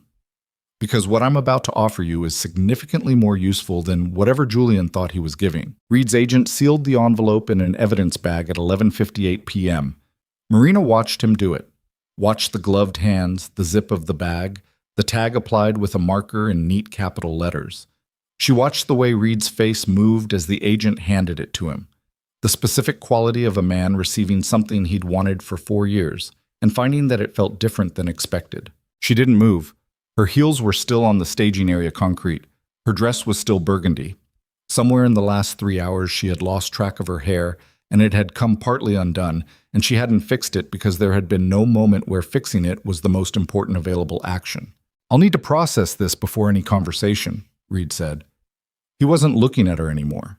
He was looking at the evidence bag with the concentration of a man who was already mentally inside the contents. "I know," Marina said. "Process it." She turned and walked back toward the car. Matteo was standing at the edge of the staging area light, hands in his jacket pockets, watching her approach. He had not come forward during the panel opening. He had stood where he'd been, exactly where she'd left him, and she understood now that his stillness had been a kind of trust. Not in her, not yet. They were 3 hours into a legal arrangement, and trust was not a 3-hour thing, but a trust in the logic of what she was doing. A recognition that she had seen something he hadn't.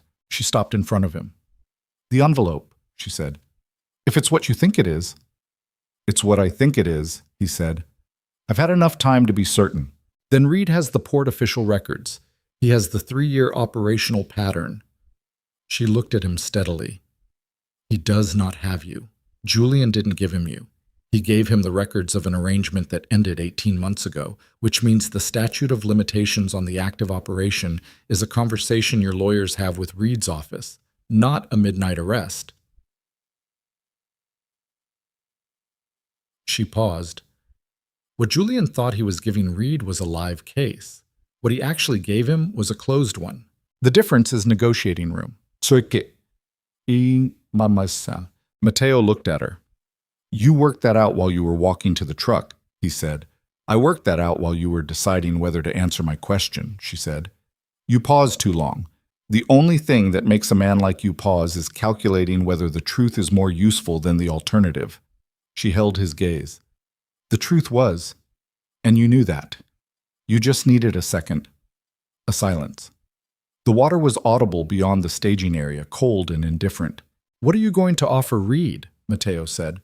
"You're going to offer Reed, Osaki," Marina said, "through counsel.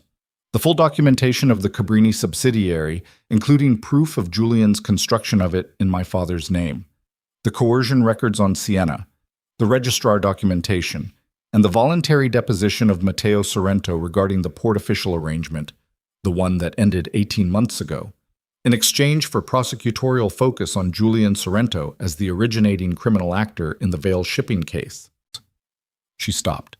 "Julian tried to build a ladder out of our names. You give Reed that same ladder, but you control which direction it goes." Matteo was quiet for a long moment. That puts me in a room with a federal prosecutor, he said. It does. Voluntarily.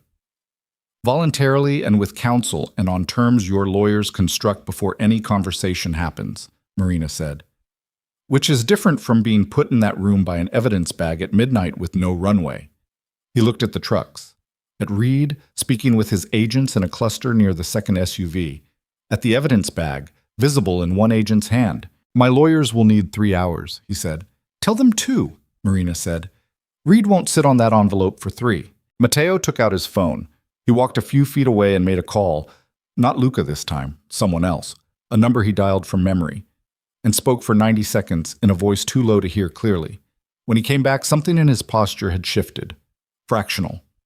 The difference between a man who is holding a problem and a man who has transferred it to the appropriate hands. 2 hours, he said. Marina nodded. She looked at the car where Sienna was visible in the front seat, a dim shape through the window. I need to take care of my sister.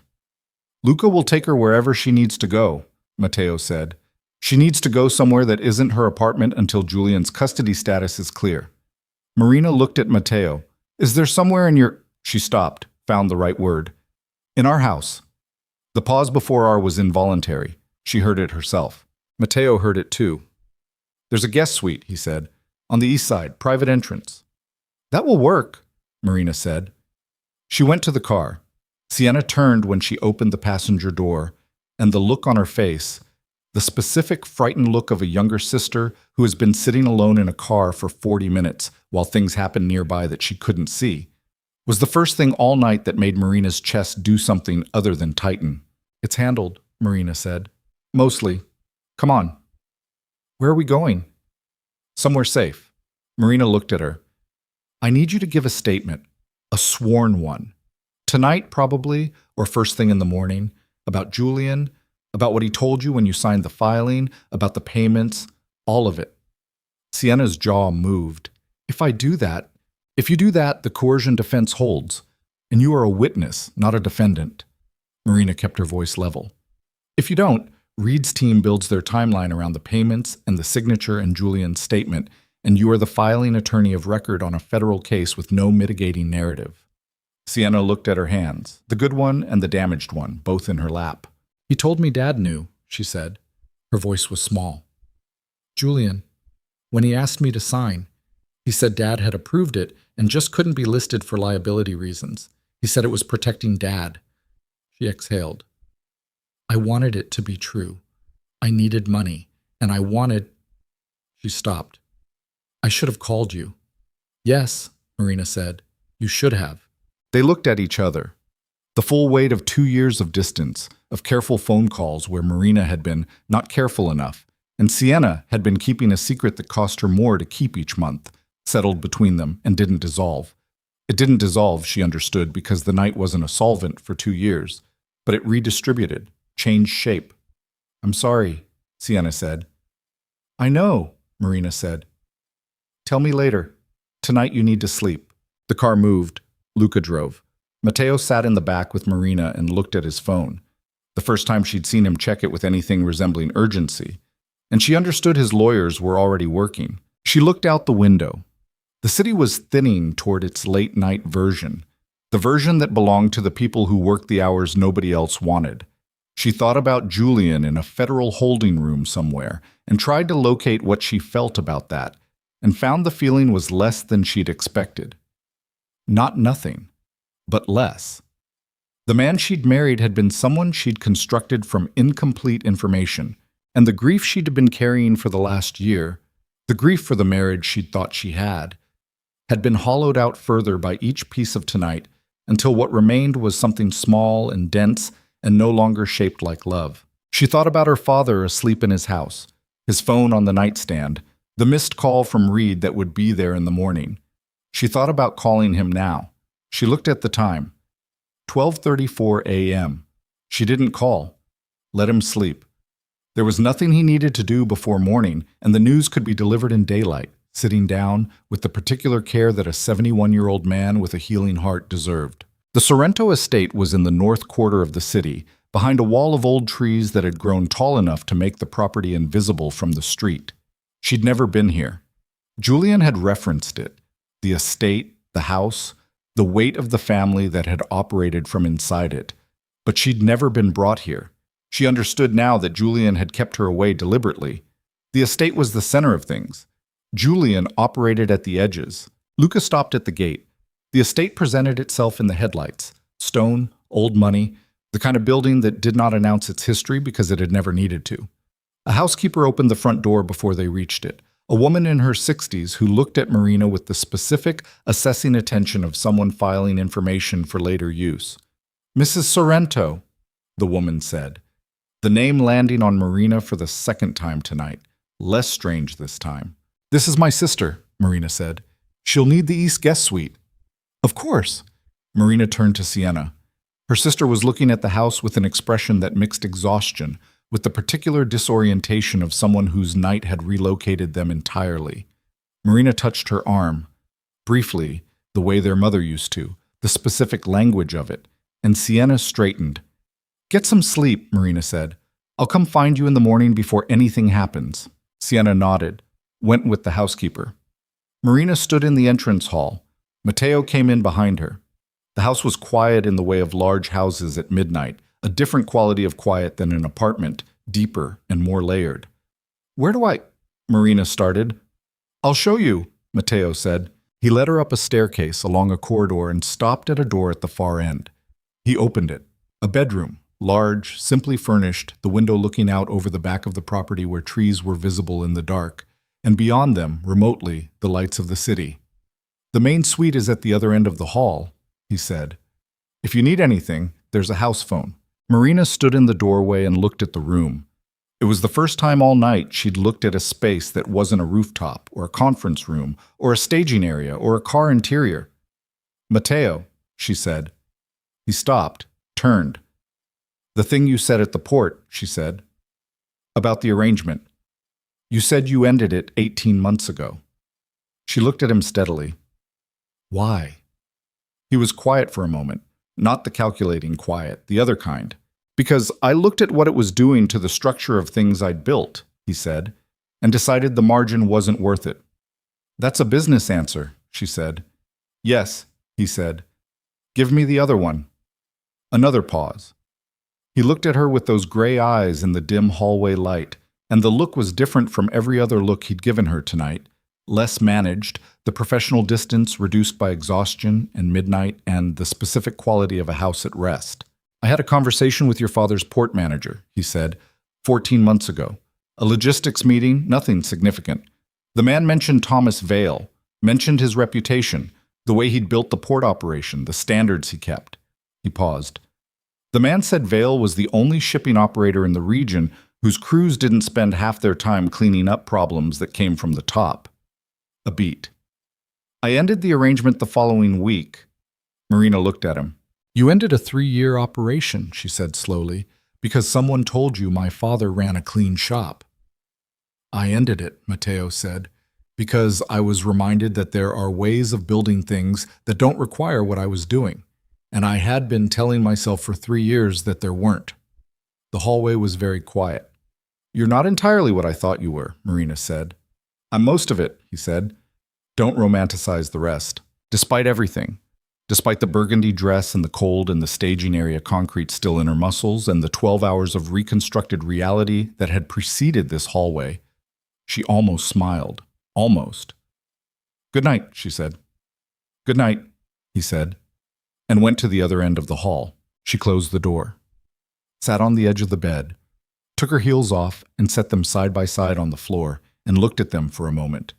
The shoes she'd put on 4 hours ago for a different life, the shoes of a woman trying to hold something together that she hadn't yet understood was already gone.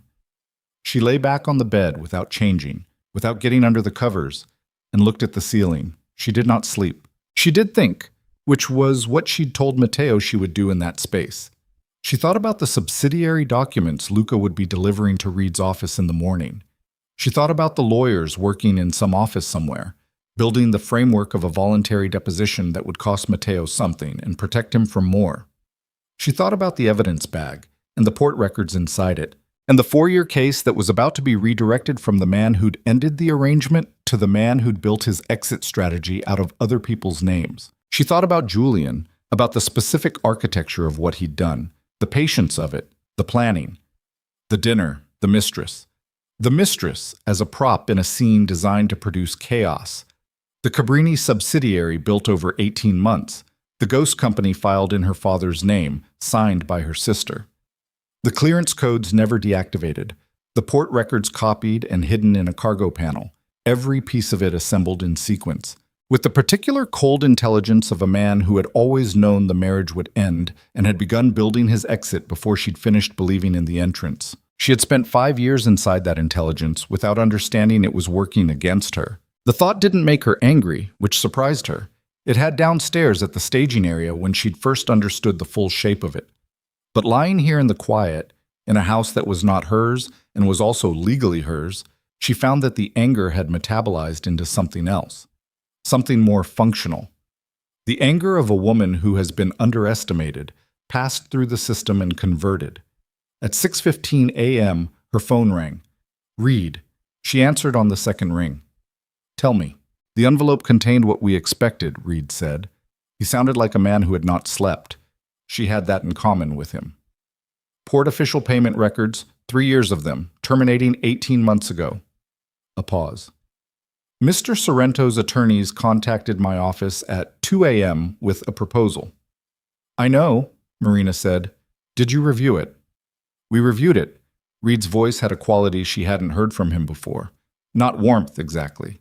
Adjustment. The proposal is workable, preliminary. What does preliminary mean in terms of my father? Veil shipping is not our target, Reed said. The subsidiary records you've provided, the coercion documentation from the filing attorney, and the timeline your counsel has assembled make the veil connection to the Cabrini entity a victim scenario rather than a conspiracy scenario. Another pause. She could hear him deciding. We're not going after your father, Mrs. Sorrento. Marina pressed her hand flat against the bedspread, felt the fabric, solid. And Julian, she said. Mr. Sorrento has reversed his cooperation, Reed said. When his attorneys reviewed the proposal structure this morning and understood what he'd actually given us versus what we already had, he withdrew his statement. A beat. It doesn't matter. What he gave us last night is already in evidence. His withdrawal doesn't change its admissibility. So he handed you the case and then tried to take it back. Yes. Marina was quiet for a moment. What happens to him? That's a process that will take time, Reed said carefully. But the picture is... He stopped. He built a significant exposure for himself. The subsidiary creation, the coercion, the unauthorized use of veiled credentials, the attempt to obstruct via last night's document placement. Reed's voice carried something that in another man might have been grudging respect.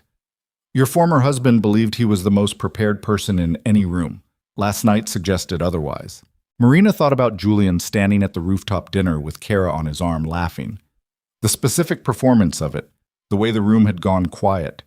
She thought about a ring dropping into a wine glass. Thank you for calling, she said. Mrs. Sorrento. Reed paused. The work you did last night, at the port, the sequencing of what you gave us and how... I want you to know that it materially affected the shape of what this case becomes. Another pause. That's not something I say often. She didn't know what to do with that, so she said nothing, and Reed ended the call. She lay on the bed for another few minutes. Then she got up, went to the window, and looked at the trees in the gray early morning light.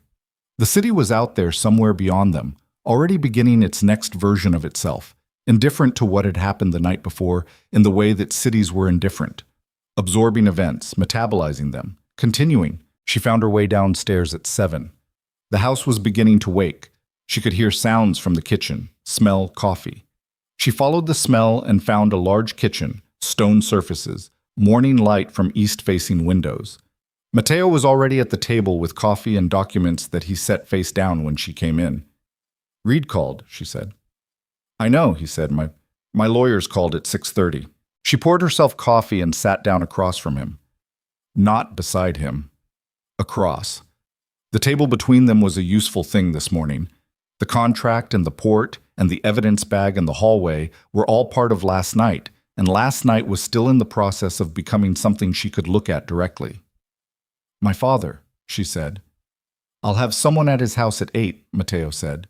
"To be there when he wakes up, so he's not alone when he finds out." Marina looked at him. "Someone he can trust," Matteo added. "Not one of mine. The port manager. The man who spoke to me about your father's reputation. His name is Gerald Ash. Your father knows him." Marina held her coffee cup in both hands and looked at this man who had known her for less than 12 hours and had thought to send someone her father already trusted to be there at 8 in the morning. "That was thoughtful," she said, carefully. "It was practical," Matteo said. "A man your father doesn't know showing up would cause more distress than the news itself." "Practical and thoughtful aren't mutually exclusive," she said. He looked at her over his coffee. Not the calibrating look, not the assessing one. Something quieter, worn down to its essential quality by a sleepless night. "How are you?" he said. The question landed simply. She hadn't been asked it since, she tried to remember, since before the restaurant. Since the phone call with her father 3 days ago when he'd asked how she was, and she'd said fine in the way she always said fine, which meant she had stopped believing the word applied. "I don't know yet," she said honestly. He nodded, like that was the right answer, like he'd known it would be. Sienna came in at 7:40 in the same clothes as last night, her hair pulled back, her damaged hand against her ribs. She looked at Marina, then at Matteo, and there was a moment where the room held all three of them in their specific morning exhaustion. The particular intimacy of people who have been through something together and are now standing in a kitchen. "Coffee," Sienna said. "On the counter," Marina said. Sienna poured coffee. She sat down at the end of the table, not at either side, the way you sat when you were not sure of your position in a room. Marina watched her sister wrap her good hand around the mug and understood, with the particular knowledge of a woman who knew her sister, that Sienna was carrying something she hadn't said yet. "Say it," Marina said. Sienna looked up. "Whatever you haven't said, say it." Sienna's jaw moved. She looked at Matteo, then back at Marina. "Julian called me 6 months ago," she said. "Not about the subsidiary, about you." Her voice was careful, precise. The voice of someone delivering a thing they have been holding for a long time. "He said you were going to ask for a divorce, that you'd been talking to a lawyer. He said that when you did, he was going to make sure the Vale name was attached to his business in a way that meant you couldn't afford to leave." She stopped. "He told me that if I caused any problems, if I went to you, if I went to Dad, he would make sure the filing became public in a way that destroyed Dad's reputation before any defense could be mounted." "Das states it." Marina set her coffee down. 6 months, she said. "I know." "Sienna." "I know."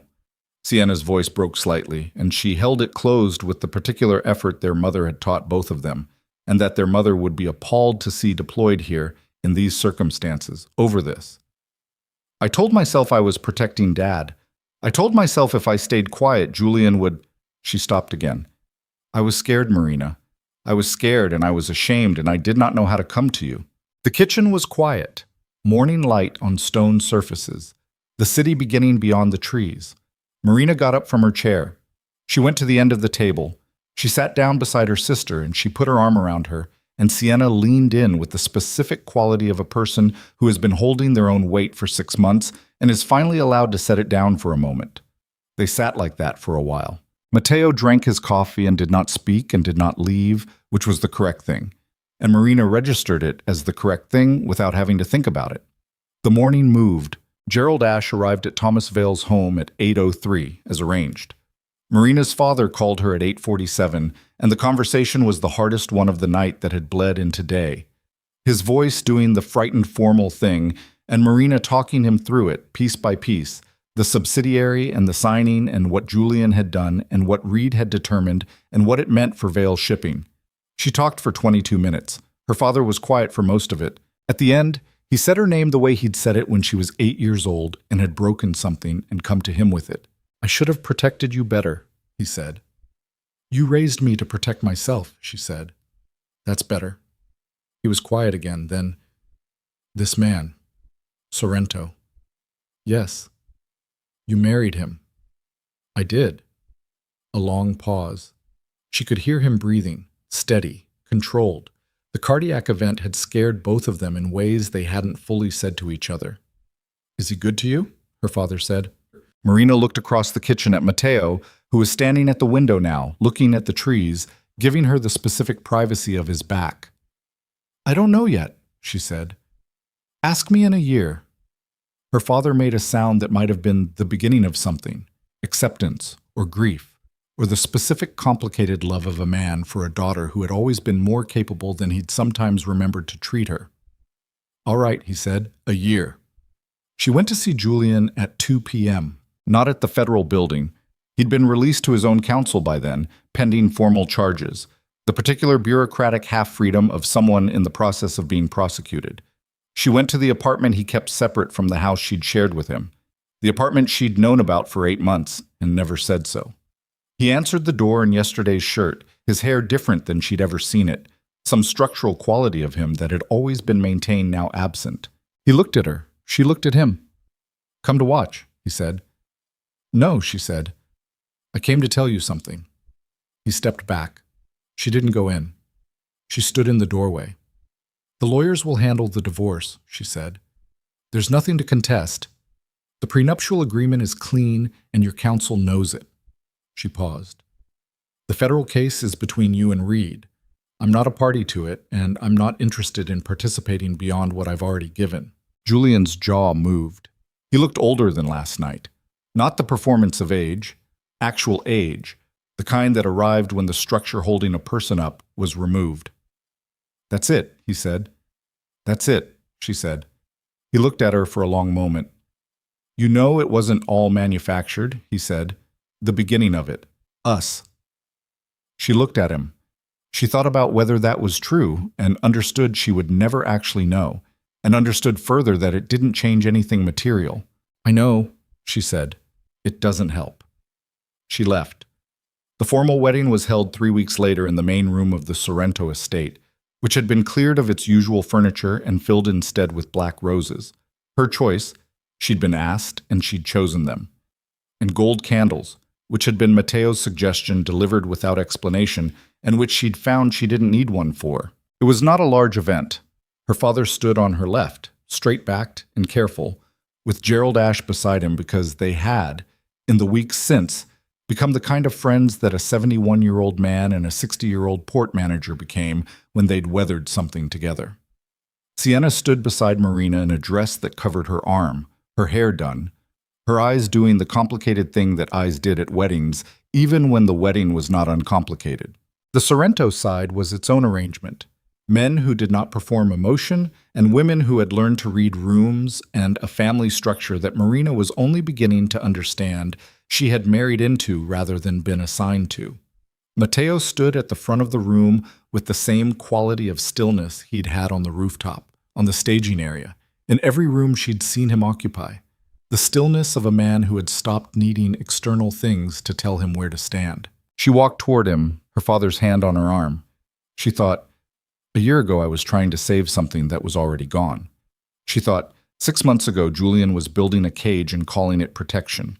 She thought, last night, 3 weeks ago, the night that felt like last night, I dropped a ring into a wine glass and understood for the first time that I had been waiting my entire marriage for someone to hand me permission to become what I already was. Nobody had handed it to her. She'd picked it up herself. Matteo watched her approach. When she reached him, his eyes moved over her face with the specific attention she had learned, in 3 weeks of proximity, was not calculation. Or not only calculation. It was the way he looked at things he was deciding how to be responsible for. They stood facing each other. The man performing the legal ceremony said the necessary words. When he reached the exchange, Matteo took her hand. Not with performance. Not with the practiced ease of a man who knew how this was supposed to look. He took her hand the way he did everything, with precision and without waste. He said the words. She said the words. There was no ring this time. They'd agreed on that. Rings were for later, if later became a thing that wanted them. Tonight was for the words. The room was quiet when the words were done. Her father made a sound. Sienna made a different sound. Someone from the Sorrento side began to clap, and then the room followed. Matteo looked at her. She looked at him. All right, he said. Just that. the word he used for things that had been decided and were now in motion. "All right," she said back. Later, when the room had thinned and her father had been driven home by Gerald Ash and Sienna had fallen asleep on a settee near the window, Marina stood at the edge of the room with a glass of wine she had actually drunk this time and looked at the black roses. They were losing petals. That was the thing about black roses. They were dramatic and beautiful, and they did not last, because nothing bred to be that specific and that dark held together easily. They shed their petals onto the white tablecloths in a pattern that looked almost intentional. Matteo came to stand beside her. He looked at the roses too. "My choice?" she said. "I know," he said. "They're losing petals." "They are." She looked at him sideways. "You could have said something. You chose them," he said. "They're yours to lose." Marina looked at the petals on the white cloth, dark against pale. The specific impermanence of beautiful things that were not built to be comfortable. She thought, "I am 34 years old. I have survived a man who used me as raw material. I have a father who is alive and a sister who told me the truth eventually, and a marriage that is a legal arrangement with a man I don't fully know and who does not fully know me." She thought, that is enough to begin with. The candles burned. The petals fell. The city outside went on in its indifferent and necessary way, full of people making decisions in hard moments and living with the shape of them. Marina Vale, who was also Marina Sorrento, finished her wine and set the glass down on a table that was hers now, in a house that was hers now, in a life that she had not chosen but had, at a critical moment, chosen to make. She turned away from the roses. She walked toward whatever came next.